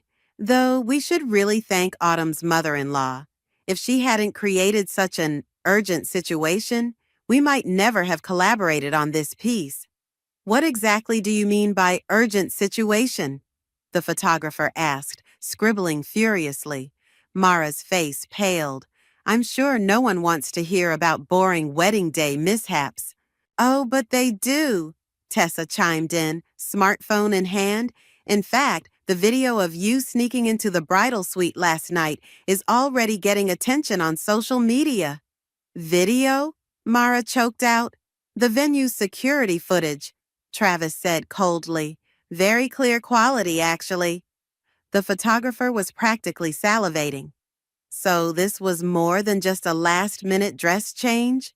Actually, I said sweetly, it's a beautiful story about overcoming adversity, about how sometimes when people try to tear you down, fate sends you angels instead. I gestured to Jasmine. Would you like to hear about my mother's connection to Jasmine Clark? Don't you dare, Mara hissed under her breath. Is there a problem, Mara? I asked loudly enough for nearby guests to turn their heads. You seem upset, almost as upset as when you discovered your plan to humiliate me backfired. The photographer's pen flew across her notebook. Mara looked around desperately, realizing she was trapped in a situation of her own making. I need some air, she stammered, turning to flee. Before you go, Jasmine called after her, you should know that this dress will be featured in our upcoming collection. We're calling it The Phoenix, Beauty Rising from Attempted Destruction. Poetic, isn't it? Mara froze mid-step, her shoulders stiffening. Oh, and Mara, I added, the original dress you took, it was a decoy. We suspected you might try something like this, so we kept the real one somewhere safe. But thanks to you, I ended up with something even better. The look on her face was priceless as she fled the reception hall. Several guests whispered and pointed, the story already spreading through the crowd. That, the photographer said, is going to make one hell of a feature. Travis pulled me close. You knew she would try to sabotage the dress? Let's just say I learned from the best, I smiled, nodding toward Jasmine. Your mother isn't the only one who can plan ahead. Speaking of planning, Jasmine interjected, I believe it's time for the mother-son dance, though it seems we're missing half of the pair. Travis looked toward the door his mother had fled through, then back at me. I think I know someone more deserving of that dance. He turned to Jasmine and extended his hand. Would you do me the honor? You've been more of a mother figure today than mine has been in years. Jasmine's composed facade cracked slightly, genuine emotion showing through. I would be delighted. As they moved to the dance floor, Tessa appeared at my side. Mission accomplished? Almost, I said, watching Travis and Jasmine dance while photographers captured the moment. But I think karma has one more surprise in store for Mara. What do you mean? I smiled, thinking of the envelope in my purse, the one containing a letter from Travis's father that had arrived this morning. Let's just say the universe has perfect timing. The reception continued, a celebration not just of love, but of justice served with elegance and style. And somewhere in the venue, Mara was learning the hard way that some battles aren't worth fighting. especially against a bride who refuses to be broken. Mara's return to the reception was like a thundercloud rolling in. She marched straight to the microphone just as Travis and I finished our first dance, her face set with grim determination. "I'd like to make a toast," she announced, her voice carrying across the now silent room. "To my son and his bride." Travis tensed beside me. "Mom, don't." "You see," Mara continued, ignoring him, "I've been trying to protect this family's reputation, and there's something everyone should know about Autumn's background." "Actually," I cut in, reaching for my purse, "before you continue, there's something you might want to read first." I pulled out the envelope I'd been saving. "I'm speaking now," Mara snapped. "Is that any way to talk about family?" A deep voice called from the back of the room. The crowd parted, and there stood Robert, Travis's father, looking distinguished in a perfectly tailored suit. "Dad?" Travis breathed. "Robert?" Mara's voice cracked, the microphone picking up her shock. "What are you doing here?" "I invited him," I said, walking toward her with the envelope. "After he sent this letter explaining everything." Mara's hands shook as she took the envelope. The room was dead silent as she read, her face growing paler with each line. "You knew?" she whispered. "All this time, you knew? That you forged Robert's signature on those divorce papers 3 years ago? That you intercepted his letters to Travis?" "Yes, I knew." I turned to address the stunned crowd. "You see, Mara wasn't just trying to ruin my wedding day. She's been manipulating this family for years." "That's a lie." Mara grabbed the microphone again, but Robert stepped forward. "Is it, Mara? Should we discuss the offshore account you created in my name? The one you used to make it look like I'd abandoned our son for money?" Travis moved to stand beside his father, his voice thick with emotion. "All those times you said he chose to leave us?" "I did it for you," Mara cried. "He would have ruined everything with his ridiculous ideas about living a simple life." "No, Mom," Travis said firmly. "You did it for yourself. Just like trying to ruin Autumn's wedding dress. It's always been about control." "How dare you?" Mara sputtered. "After everything I've sacrificed." "The only thing you've sacrificed," Jasmine interrupted, stepping forward, "is your relationship with your son. And for what? To maintain some illusion of social superiority?" The photographer from Vogue was scribbling frantically, while several guests not so discreetly recorded the scene on their phones. "This is all your fault," Mara pointed at me accusingly. "You turned my son against me." "No, Mara," I replied calmly. "You did that all on your own. I just helped bring the truth to light.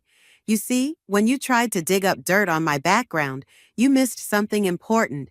I worked as a private investigator's assistant through college. Finding evidence of your schemes wasn't that difficult." Mara's face contorted with rage. She lunged forward, but Tessa was quicker, accidentally on purpose spilling a full glass of red wine down the front of Mara's designer dress.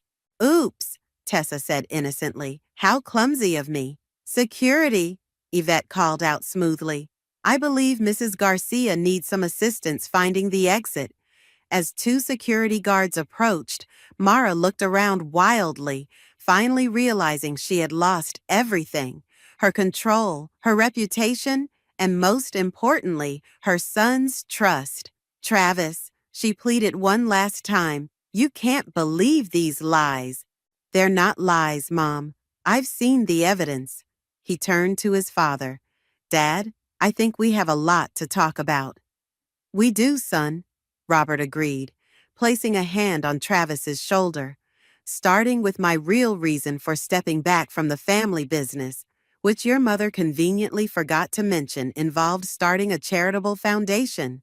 As security escorted a protesting Mara out, the tension in the room broke.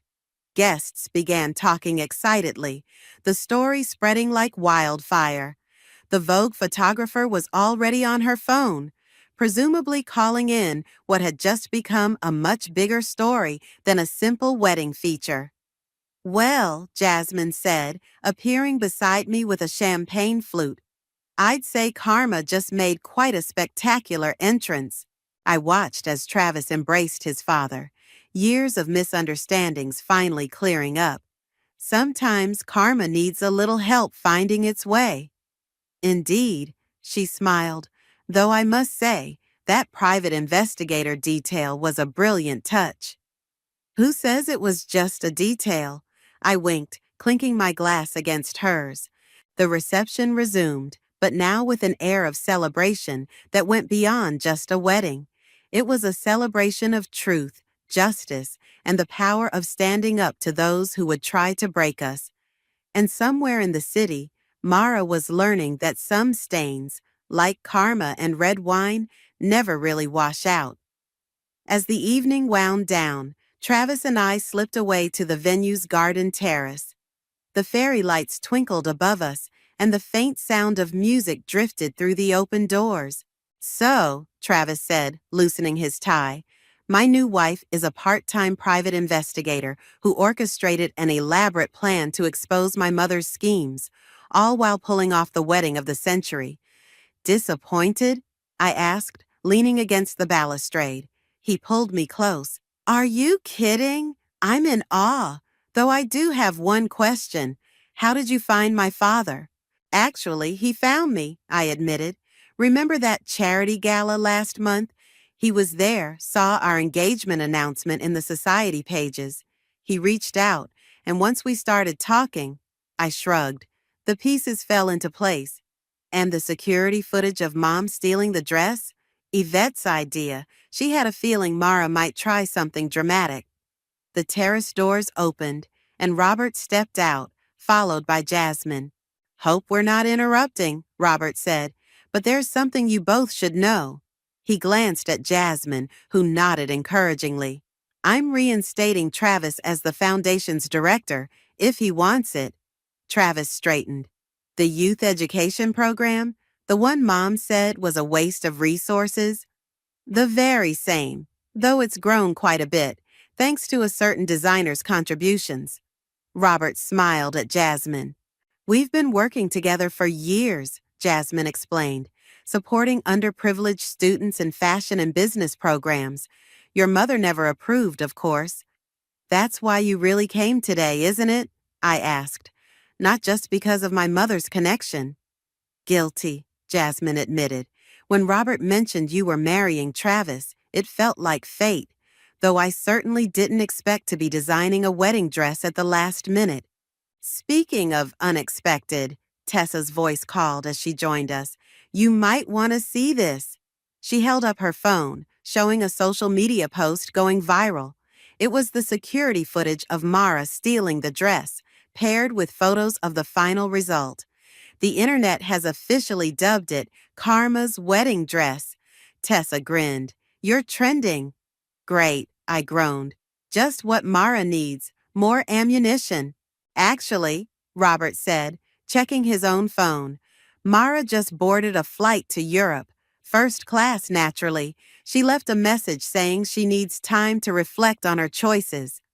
Travis let out a long breath. "Good. Maybe some distance will help her realize what really matters." "And what matters to you?" Robert asked softly. "About the foundation?" Travis looked at me, and I squeezed his hand encouragingly. "I want in," he said firmly. "All in, but with one condition. Autumn gets to be part of it too. Her investigative skills could help us identify families who need support but might be hesitant to ask." "Perfect," Jasmine beamed.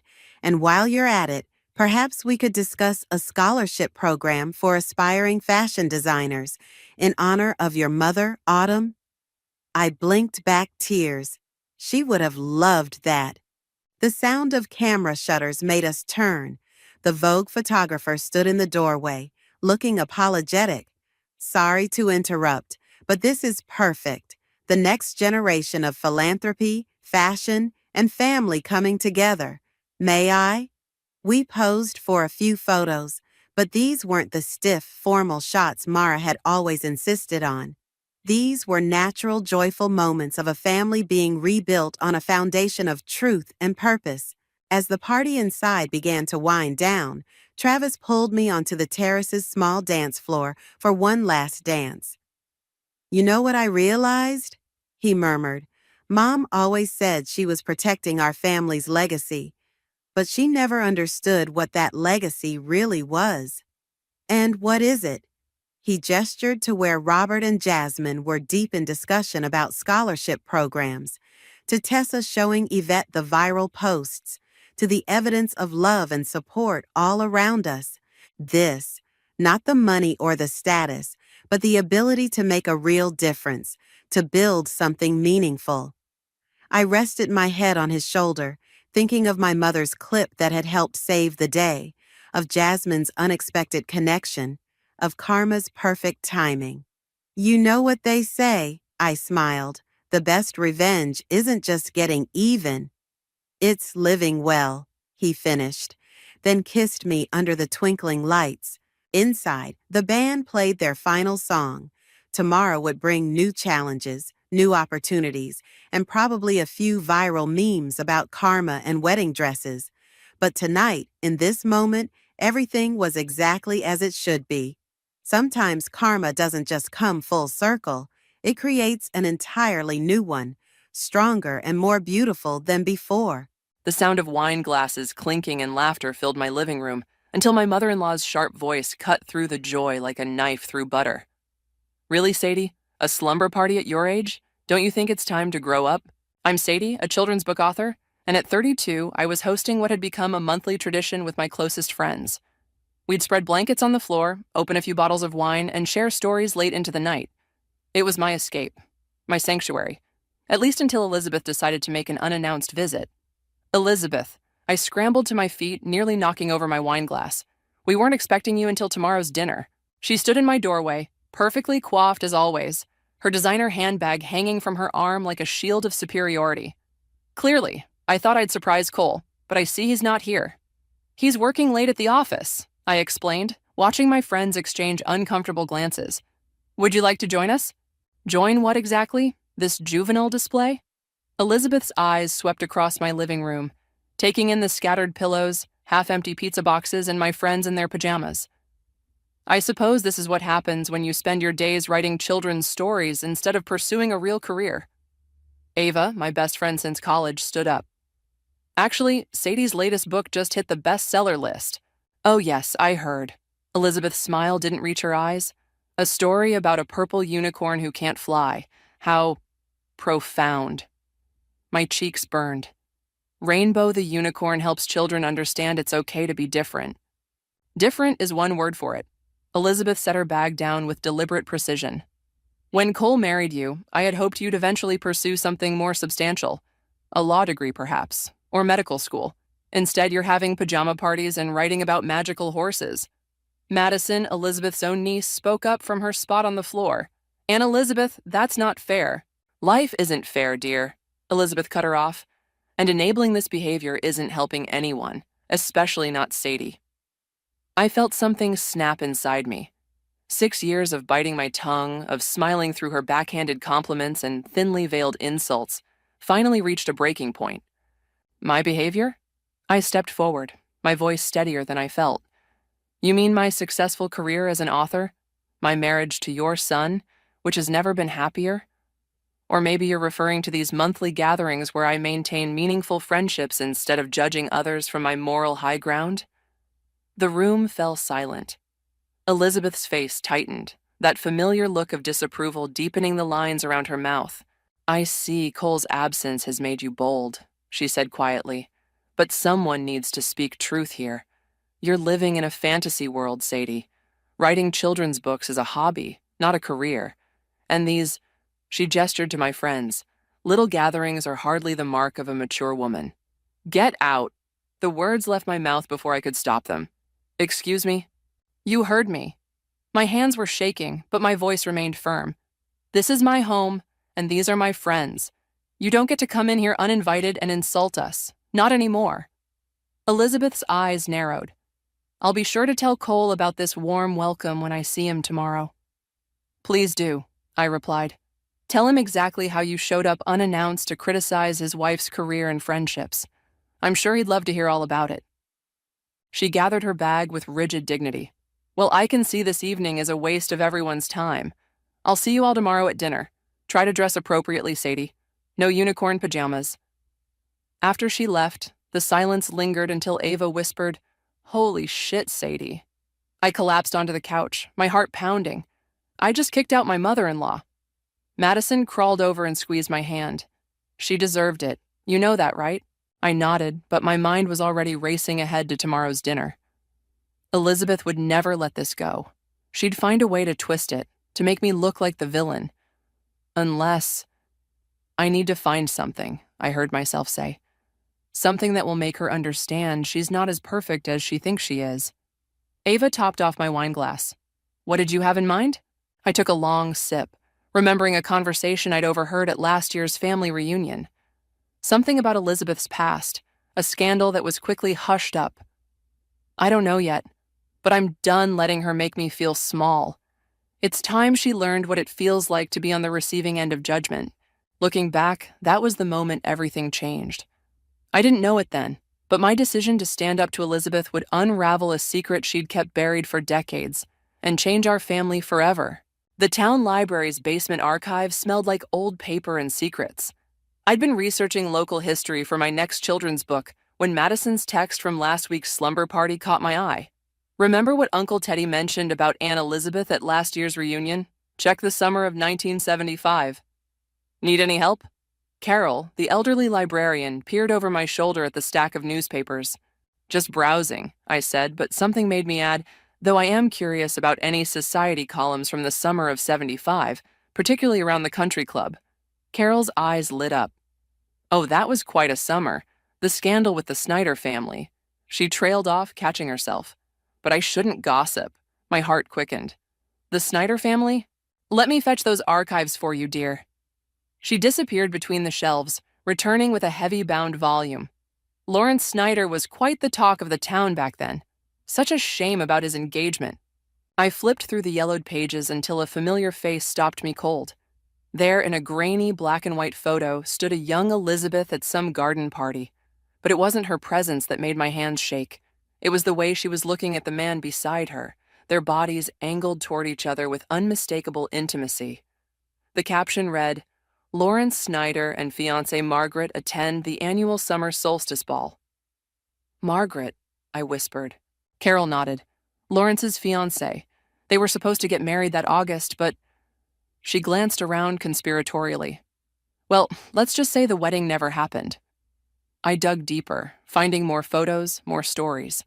Elizabeth appeared in several, always hovering near Lawrence, always with that same look of barely concealed longing. My phone buzzed. Madison. Find anything interesting? You could say that, I typed back. Your aunt had quite the summer romance. Meet me at Joe's Coffee in 20. There's more. 20 minutes later, I slid into a booth across from Madison, who was already nursing a latte. Spill, I said. She leaned forward. Mom told me the story years ago. Lawrence and Elizabeth were having an affair that whole summer. Everyone knew, but nobody talked about it openly. Then Margaret caught them together at the boathouse. What happened? The engagement was called off, obviously. Lawrence left town, Margaret moved to Boston, and Elizabeth... Madison stirred her coffee thoughtfully. She married Uncle Richard 3 months later. My mom says she spent the last 40 years pretending it never happened. I sat back, processing. Does Cole know? No one in our generation knows except me. The family buried it deep. Madison's eyes met mine. But Lawrence moved back to town last month. He bought that big house on Maple Street. My phone buzzed again. Cole. Mom's still upset about last night. Says you were disrespectful. I showed Madison the text. Your aunts spent years judging me for not being proper enough, for not fitting her image of the perfect daughter-in-law. Meanwhile, she's been hiding this all along. What are you going to do? I thought about every snide comment, every disapproving look, every time Elizabeth had made me feel less than worthy. The family reunion's this weekend. Maybe it's time for some truth-telling. Sadie. Madison's voice held a warning note.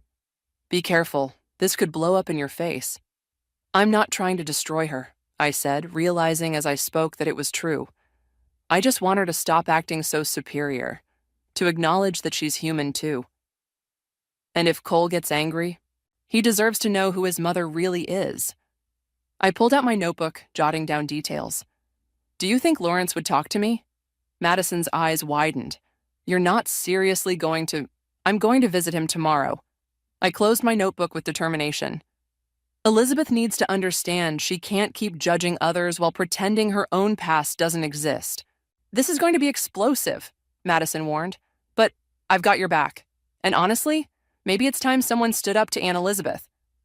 As I drove home, my mind raced with possibilities. The annual Hudson family reunion was famous for its drama, but this year would be different.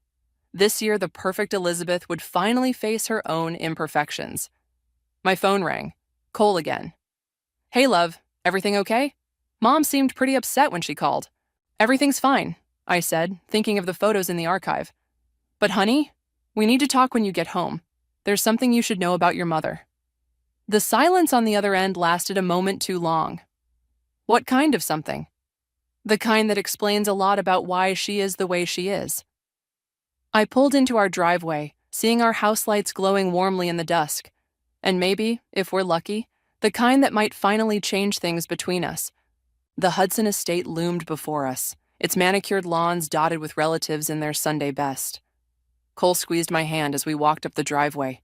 After our talk last night, he'd been unusually quiet. You okay? I asked. Still processing, he murmured. I just can't believe my mother would... Cole! Sadie! Elizabeth's voice rang out across the lawn, artificially bright. She swept toward us in a powder blue dress, arms outstretched. You're late. Traffic, Cole said, accepting her hug stiffly. Elizabeth's smile tightened when she turned to me. Sadie, dear, I trust you're feeling more mature today? Before I could respond, Teddy appeared with a tray of champagne. First round's up. Who needs a drink? God, yes, Cole muttered, grabbing 2 glasses and handing one to me. We made our way through the crowd of relatives, exchanging pleasantries. I spotted Madison by the buffet table, deep in conversation with her mother. She caught my eye and gave a subtle nod, our signal that Lawrence had indeed accepted her invitation to stop by later. Sadie, Ava called out, waving from a cluster of younger cousins. Come here, we're telling embarrassing stories about our significant others. I started toward her, but Elizabeth's hand caught my arm. A word, dear? She steered me toward a quiet corner of the garden. About the other night. Elizabeth, Let me finish. Her perfectly manicured nails dug slightly into my arm. I've been thinking about what you said, about your... career. Perhaps I was hasty in my judgment.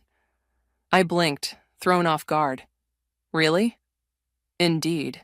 After all, someone needs to write those little books. She patted my hand condescendingly. And you seem to have found your... level. The familiar anger bubbled up. My level? Sadie, Madison's voice cut through the tension. Aunt Elizabeth, sorry to interrupt, but Uncle Richard's looking for you. Something about the catering? Elizabeth's lips pursed. We'll continue this later, dear. She glided away, leaving the scent of expensive perfume in her wake. Madison waited until she was out of earshot. He's here. Lawrence just pulled up. My heart jumped. Does Elizabeth know? Not yet. He's waiting in the garden house. Madison glanced around nervously. Are you sure about this? I watched Elizabeth across the lawn, holding court among her admirers. More sure than ever. The garden house was a small Victorian structure, filled with potted plants and wicker furniture. Lawrence stood when we entered, and I was struck by how distinguished he looked, tall and silver-haired with kind eyes. You must be Sadie, he said, extending his hand. Madison explained everything. Thank you for coming, I said. I know this must be awkward. He smiled sadly. Less awkward than 40 years of pretending it never happened. He sat down, gesturing for us to join him. I assume you have questions. Just one, really. I leaned forward. Why did you come back? Unfinished business. He pulled an envelope from his jacket. Letters. Elizabeth wrote them that summer. I thought she might want them back. Madison gasped softly. You kept them? All this time? Some stories don't end, they just pause. He handed me the envelope. Use them wisely, Sadie. Elizabeth isn't the villain you think she is. I don't think she's a villain, I said. I just want her to stop acting like she's perfect. A commotion outside made us all freeze. Through the window, I saw Elizabeth standing on the path, her face draining of color as she stared at the garden house. Lawrence? Her voice carried through the glass, barely a whisper. He stood, straightening his jacket. That's my cue.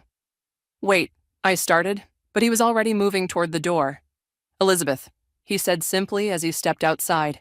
The garden fell silent. Relatives stopped mid-conversation, drinks halfway to their lips, watching the scene unfold. What are you doing here? Elizabeth's voice shook. Uncle Richard invited me. Lawrence's voice was gentle. It's been a long time, Lizzie. The childhood nickname seemed to break something in Elizabeth. She took a step backward, then another. I have to.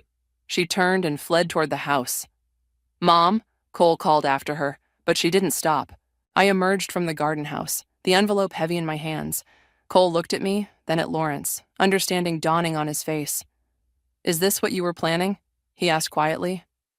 Not exactly, I admitted, but maybe it's better this way. Teddy appeared beside us, looking worried. Elizabeth's locked herself in the study. Richard's trying to talk to her. Madison touched my arm. What now? I looked down at the envelope, thinking of Elizabeth's face when she saw Lawrence. For the first time, I'd seen real emotion crack through her perfect facade. Not just shock or anger, but pain. Deep, decades-old pain. Now, I said, we wait. The truth's already out there. The rest is up to her. The party continued around us, but the atmosphere had shifted. Everyone was watching, waiting, wondering what would happen when Elizabeth finally emerged from the study. And I realized, with a sudden clarity, that this wasn't about revenge anymore. It was about something much more complicated. The study door remained closed for an hour before Cole finally had enough. I need to talk to her, he said, pulling away from where we'd been sitting in the garden. I followed him, the envelope of letters still clutched in my hand. Wait, let me come with you. Inside the house, we found Richard slumped in a hallway chair. She won't open the door, he said, looking older than I'd ever seen him. Not even for me. Cole knocked softly. Mom, it's me. Silence. Mom, please, we need to talk about this. The lock clicked. The door opened just enough for Elizabeth's voice to drift out. Just you, Cole. He glanced at me apologetically, but I shook my head. No, I said firmly, stepping forward. All of us. No more secrets. A long pause followed before the door swung open. Elizabeth sat behind the massive oak desk, her makeup perfectly intact despite everything. Only her white-knuckled grip on a crystal tumbler betrayed her distress. I suppose you're enjoying this, she said to me, her voice brittle. Actually, no. I placed the envelope on her desk. These belong to you. Her hand trembled as she touched the yellowed paper. Where did you? Lawrence kept them, all these years. Cole moved closer to his mother. Why didn't you ever tell me? Tell you what? Elizabeth's laugh was harsh. That your mother was the town's scandal? That I nearly destroyed 2 families with my foolishness? That you're human, I said quietly. That you made mistakes, just like everyone else. She looked up sharply. Is that what this is about? Teaching me a lesson? At first, yes. I met her gaze steadily. I wanted you to feel as small as you've made me feel all these years. But seeing you with Lawrence today, I shook my head. This isn't about revenge anymore. Then what is it about? Her voice cracked slightly. Understanding. Cole pulled up a chair beside her desk. Mom, you've spent my whole life pushing everyone to be perfect, to live up to some impossible standard. Was it because you were trying to make up for what happened? Elizabeth's hand shook as she opened the envelope, pulling out the first letter. Her own youthful handwriting stared back at her. I was so young, she whispered, so sure I knew what love was supposed to be. What happened? Cole asked gently. Lawrence was engaged to Margaret. It wasn't planned. But we fell in love. She touched the letter softly. When Margaret found out, the scandal nearly ruined both families. Your grandfather gave me a choice. Marry Richard, who had always cared for me, or be cut off completely. So you chose security, I said. I chose survival. Elizabeth's eyes met mine. And I've spent 40 years making sure no one could ever question my choices again, including you, Sadie. The truth of it hung in the air between us. But Mom, Cole said, pushing everyone away, demanding perfection, it hasn't made you happy? No, she admitted quietly. It hasn't. A knock at the door made us all turn. Madison stood there with Lawrence. I'm sorry, he said. I shouldn't have come. Elizabeth stood so quickly her chair scraped against the floor. Why did you come back? Because I never stopped wondering, what if? He stepped into the room. Because I thought maybe, after all these years, we could at least stop pretending it never happened. I can't do this, Elizabeth whispered, but she didn't move away when he approached the desk. You don't have to do anything, he said gently, but maybe it's time to stop punishing yourself and everyone around you for choices made 40 years ago. I touched Cole's arm. We should give them privacy. As we turned to leave, Elizabeth's voice stopped us. Sadie. I looked back. I'm sorry, she said, and for the first time since I'd known her, there wasn't a trace of judgment in her eyes. For everything. In the hallway, Cole pulled me close. Did that really just happen? I think it did. I leaned into him, emotionally drained. What happens now? Now? Richard's voice made us jump. He stood from his chair, straightening his jacket. Now we go back to the party and give them time to talk. Some conversations are 40 years overdue.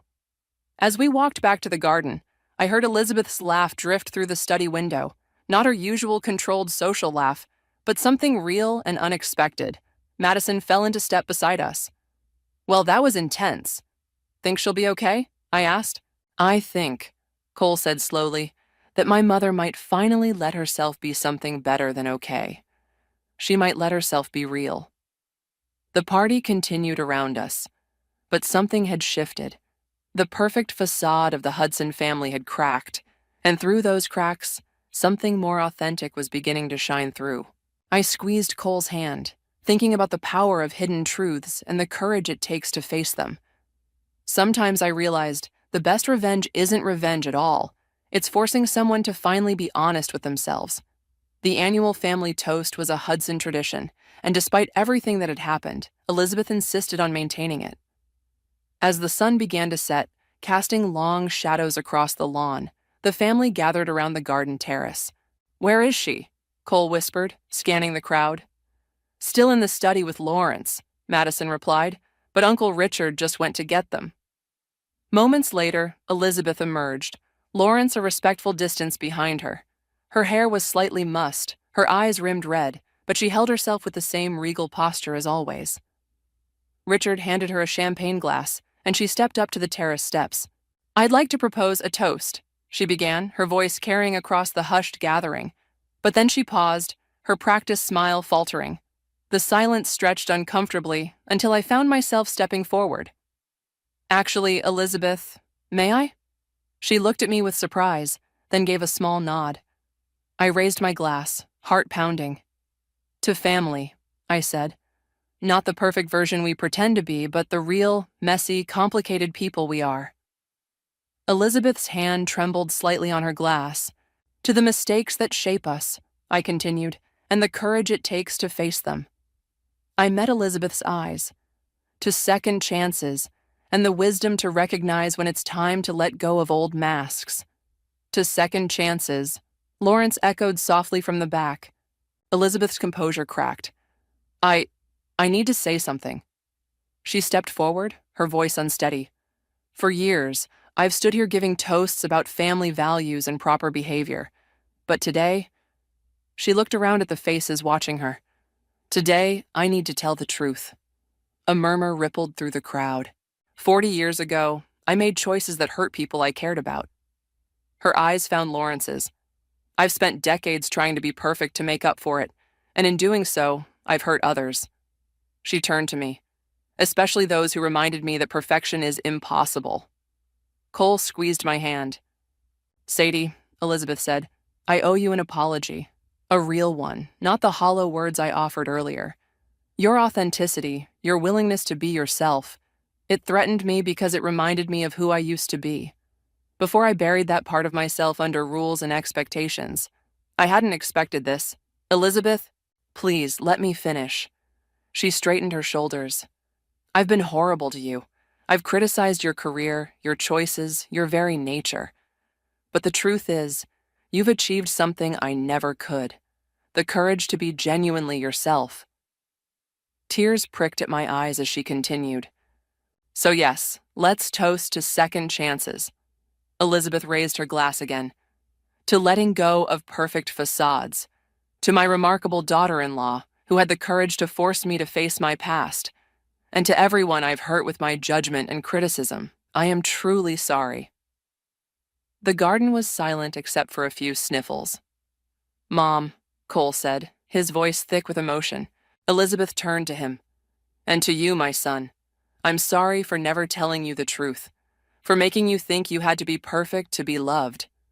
Lawrence stepped forward then, and the crowd parted for him. To Elizabeth, he said quietly, who was always perfect exactly as she was. Richard cleared his throat. To my wife, he added, whom I've loved through all her imperfections, just as she's loved through mine. Glasses clinked as the toasts rippled through the family. I watched as decades of tension seemed to dissolve in the fading sunlight. Elizabeth made her way to me through the crowd. I suppose you think I deserved this public confession. Actually, I said, I think you deserve the chance to finally be free of it. She studied me for a long moment. You know, I always wondered why Cole chose you. Now I understand. You see people for who they really are, don't you? I try to. Even when they're being absolutely awful to you? Especially then, I smiled. Usually means they're hiding something. Elizabeth laughed, a real laugh, like the one I'd heard from the study. Well, you certainly figured me out. She touched my arm gently. I can't promise I'll change overnight. Old habits? Die hard? I finished. That's okay, I'm not going anywhere. No, she said softly. I suppose you're not. She glanced over at Lawrence, who was deep in conversation with Richard. None of us can change the past, but perhaps we can stop letting it poison the present. As the party continued around us, I watched Elizabeth move through the crowd, stopping to speak quietly with various family members. She was different now, softer somehow, more human. The perfect mask had cracked, and underneath, I caught glimpses of the young woman from those old photographs, the one who knew how to love freely and laugh without restraint. Maybe that was the real revenge, not destroying someone's facade, but helping them remember who they were before they built it. As twilight settled over the garden, small groups formed and reformed, decades of family secrets suddenly finding their way into the open. I sat with Madison and Ava on the terrace steps, watching the aftermath of Elizabeth's confession unfold. Did you see Aunt Margaret's face during the toast? Madison whispered, nodding toward a stern-faced woman in navy blue.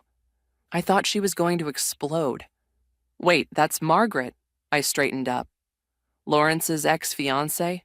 The one and only. Ava leaned in. Apparently, she RSVPs to every family event, but hasn't actually shown up in years. Until today. Margaret stood alone, clutching her wine glass like a weapon as she watched Elizabeth and Lawrence talking quietly by the rose garden. Should someone do something? I asked. Too late, Madison muttered as Margaret began striding toward them. Well, well. Margaret's voice carried across the garden. Quite the performance, Elizabeth. 40 years of pretending to be better than everyone, and now suddenly you're Mother Teresa?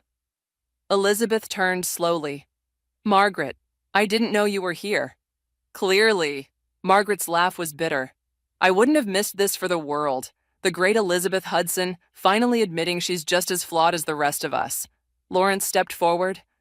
Margaret, please. Oh, don't Margaret, please me. She jabbed a finger at his chest. You don't get to play peacemaker. Not after what you two did. Cole appeared beside me. Should we intervene? No, I said, touching his arm. I think this needs to happen. Elizabeth squared her shoulders. You're right, Margaret. What we did was unforgivable. Unforgivable? Margaret's voice rose. Do you have any idea what it was like? The whispers, the pitying looks, having to leave town because I couldn't bear to see you playing happy families with Richard? I know, Elizabeth said quietly. And I'm sorry. Not just for what happened, but for spending 40 years pretending I was somehow morally superior to make up for it. Sorry doesn't erase the past. No, Lawrence said, it doesn't. But maybe it's time we all stopped letting the past control our present. Margaret turned on him. Easy for you to say. You got to leave. Start fresh. Fresh. Lawrence's laugh was hollow. I've spent 40 years wondering if I made the biggest mistake of my life. There's nothing fresh about that. A crowd had gathered now, watching the drama unfold. Richard stepped forward, surprising everyone. Margaret, he said gently, we were all young, we all made mistakes. But carrying this anger, it's only hurting you. How can you defend them? She demanded. She betrayed me, he humiliated me, and you just married her anyway. Yes, Richard nodded, because I loved her. Even knowing everything. Sometimes love means accepting people's imperfections. Elizabeth reached for his hand, tears in her eyes. It's easy to hold on to anger, I found myself saying, stepping forward. Trust me, I know. I've spent years angry at Elizabeth for making me feel less than worthy. Elizabeth flinched. But today, I continued, I saw something different.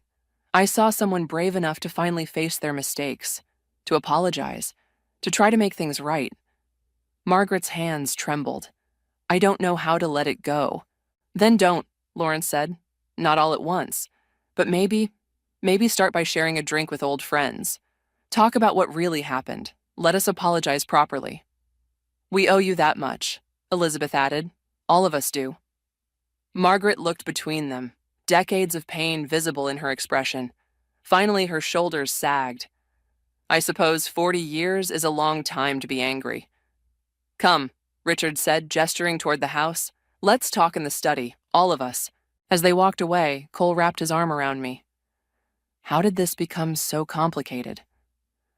Family usually is, Madison said, appearing beside us. But you know what? I think this needed to happen. All of it. Ava nodded.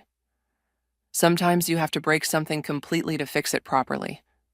We watched as the four of them disappeared into the house. The party continued around us, but there was a different energy now, as if a heavy cloud had finally lifted. You know, Cole said thoughtfully, I've never seen my mother look so real.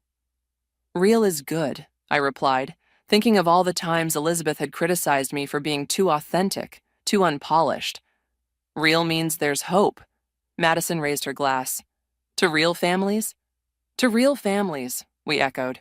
As the stars began to appear above us, I thought about how revenge had transformed into something else entirely.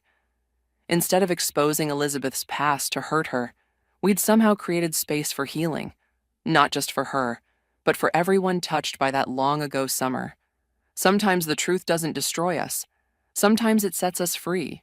The study door opened an hour later, and the four of them emerged looking exhausted but somehow lighter. Elizabeth's eyes were red, but she was smiling, a real smile that reached her eyes. Margaret walked beside her, their shoulders almost touching. Sadie, Elizabeth called out, could you join us for a moment? I followed them into the study where Lawrence and Richard were already pouring fresh drinks. The tension from earlier had transformed into something more contemplative. We've been talking, Elizabeth said, settling into an armchair, about the past, about mistakes, about forgiveness. She looked at Margaret. And about judgment. Margaret nodded. Elizabeth told me how she's treated you over the years. It's fine, I started. No, Elizabeth cut in sharply. It's not fine. I transferred my guilt onto you, Sadie. I saw in you everything I'd lost, that freedom to be genuine, to follow your heart without fear of judgment, and instead of admiring it, I tried to crush it. The way people tried to crush us, Lawrence added quietly. The way I helped crush you, Margaret said, surprising me. After everything came out, I made sure everyone knew what horrible people you were. I wanted you to suffer like I had suffered. Elizabeth reached for her hand. We deserved it. No, Margaret shook her head. No one deserves to be destroyed by their mistakes. I see that now. She turned to me. Which is why we wanted to talk to you. Richard cleared his throat. We've all been part of a cycle of judgment and revenge, It needs to stop. What are you saying? I asked. I'm saying, Elizabeth stood, approaching me, that I want to make things right. Really right. Not just with an apology, but with actions. She pulled out a folder from her desk. I've been working on something, a children's book about forgiveness and second chances, about a little girl who learns that the scary witch next door is just a lonely woman with a sad story. I stared at her. You're writing a children's book? Well, she smiled sheepishly. I was hoping you might help me write it. Maybe collaborate? The room spun slightly. You want to write a book with me? Who better? Lawrence chuckled. You understand both sides of this story better than anyone. Plus, Margaret added, it might help other families avoid 40 years of pain and misunderstanding. I looked at the folder, then at Elizabeth. You're serious about this? Completely. She took my hands in hers. Sadie, you came here wanting revenge, but you gave me something far more valuable, the courage to be honest, to face my past, to stop hiding behind perfection. Tears welled in my eyes. I didn't expect this. None of us did, Richard said warmly. But sometimes the unexpected is exactly what we need. A knock at the door interrupted us. Cole poked his head in. Everything okay in here? More than okay, I said, wiping my eyes. Your mother just asked me to collaborate on a children's book with her. His jaw dropped. Mom, you're writing a book? Well, Elizabeth laughed, I thought it was time to try something new, something real. Margaret raised her glass. To new beginnings. To new beginnings, we echoed. As we rejoined the party outside, the evening had taken on an almost magical quality. The garden lights twinkled, and the tension that had characterized so many family gatherings had dissolved into genuine warmth. I watched as Elizabeth moved through the crowd, stopping to have real conversations instead of making polite small talk. She hugged people she'd previously only nodded to, laughed openly at jokes she would have once found inappropriate. You know what's amazing? Cole said, sliding his arm around my waist. For the first time in my life, I feel like I'm seeing my actual mother, not just the role she's been playing. It's beautiful, I whispered. Across the garden, Elizabeth was showing her manuscript to Ava, gesturing animatedly as she described her idea. Ava caught my eye and gave me a thumbs up. Madison appeared with fresh champagne. So, a children's book about forgiveness, huh? That's quite a plot twist. Life's full of them, I said, watching as Lawrence and Richard shared a laugh by the buffet table, decades of potential awkwardness dissolved by honest conversation. You did this, Cole said softly. You broke the cycle. I shook my head. We all did. Sometimes it takes a whole family to heal a wound. As if hearing us, Elizabeth looked up and smiled. Not her society smile, not her perfect hostess smile, but the smile of a woman who had finally laid down her armor and found herself stronger without it. The revenge I'd planned had transformed into something far more powerful. Redemption. Not just for Elizabeth, but for all of us who had been caught in the web of old secrets and unspoken pain. Sometimes the best endings aren't about getting even, they're about getting honest. The final guests were leaving as dawn's first light touched the horizon. Elizabeth and I sat on the terrace steps, sharing the last bottle of champagne, watching as Lawrence helped Margaret into her car. They're going to have coffee tomorrow, Elizabeth said softly. Start working through things properly. Are you okay with that? She smiled, touching the manuscript in her lap. You know, for the first time in decades, I actually am. Some loves aren't meant to last forever. They're meant to teach us something. And what did you learn? That perfection is the enemy of happiness. She turned to face me. Sadie, when you first married Cole, I saw this vibrant, authentic young woman who refused to fit into the mold I'd created for our family. It terrified me. Because I reminded you of yourself before everything happened? Because you were everything I'd forced myself to stop being. She traced the edge of her glass. Watching you stand up to me, refuse to be diminished. It was like looking into a mirror of my younger self, the self I betrayed. Cole appeared in the doorway. Mom, Dad's looking for you. Something about breakfast plans with the out-of-town relatives. Just a moment, Elizabeth called back. She pulled an old photograph from between the pages of her manuscript and handed it to me.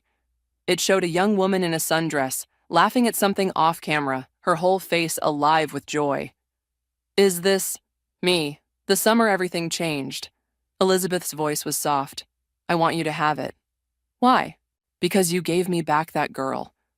Not through revenge, but through refusing to let me hide behind my perfect facade.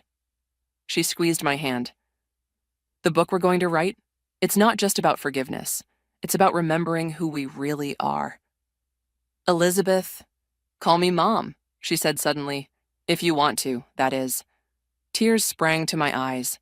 I'd like that, Richard's voice carried from inside. Lizzie, the breakfast arrangements? Coming, dear? She stood, straightening her dress. Oh, and Sadie, those monthly slumber parties of yours? I tensed slightly, remembering how this had all started. Next time, I'd like to bring the wine, if I'm invited. A laugh bubbled up from my chest. Really? Well, someone needs to teach your friends about proper vintages. Her eyes twinkled. Besides, I have 40 years of real stories to share. As she walked inside, Cole took her place beside me. Did my mother just invite herself to your slumber party? Apparently. I showed him the photograph. She gave me this. He studied it, smiling. I've never seen her look so free. Maybe we'll see it more often now. Inside, we could hear Elizabeth laughing with Richard about something. The sound was unrestrained, genuine, the laugh of a woman who had finally put down the weight of perfection. Madison and Ava joined us on the steps, looking sleepy but content. So, Ava yawned, mission accomplished? I thought about my original plan for revenge, how I'd wanted to expose Elizabeth's past to hurt her the way she'd hurt me. Instead, we'd all found something more valuable, truth, understanding, and the courage to be imperfect. Not exactly, I said. Something better happened. Yeah, Madison nodded toward the house where Elizabeth was now animatedly describing our book idea to Richard. We got our aunt back, the real one. The sun rose higher, painting the garden in soft morning light. Lawrence's car was long gone, Margaret's too. The letters that had started all this lay forgotten in Elizabeth's desk drawer. Their power to hurt finally faded. You know what this means, right? Cole grinned. Family dinners are going to be a lot more interesting from now on. Good, I said, leaning against him. I like interesting. Elizabeth appeared in the doorway again. Sadie, I've been thinking about the book. What if our witch character isn't really a witch at all? What if she's just someone who built walls to protect herself from getting hurt? I smiled, recognizing the metaphor. I think that's perfect. Perfect? She laughed. Oh no, dear, not perfect. Real. That's so much better. As the morning light filled the garden, I watched Elizabeth, my mother-in-law, my former nemesis, my future co-author, begin to sketch out ideas for our story. Her face was animated, her guard completely down, showing the woman she'd always been beneath the carefully constructed facade. Sometimes revenge doesn't look anything like what we planned. Sometimes it looks like healing, like truth, like second chances. And sometimes, if we're very lucky, it looks like a fresh start for everyone involved. I picked up my glass, raising it one final time. To being real? To being real, they all echoed, as the new day dawned bright and full of possibility.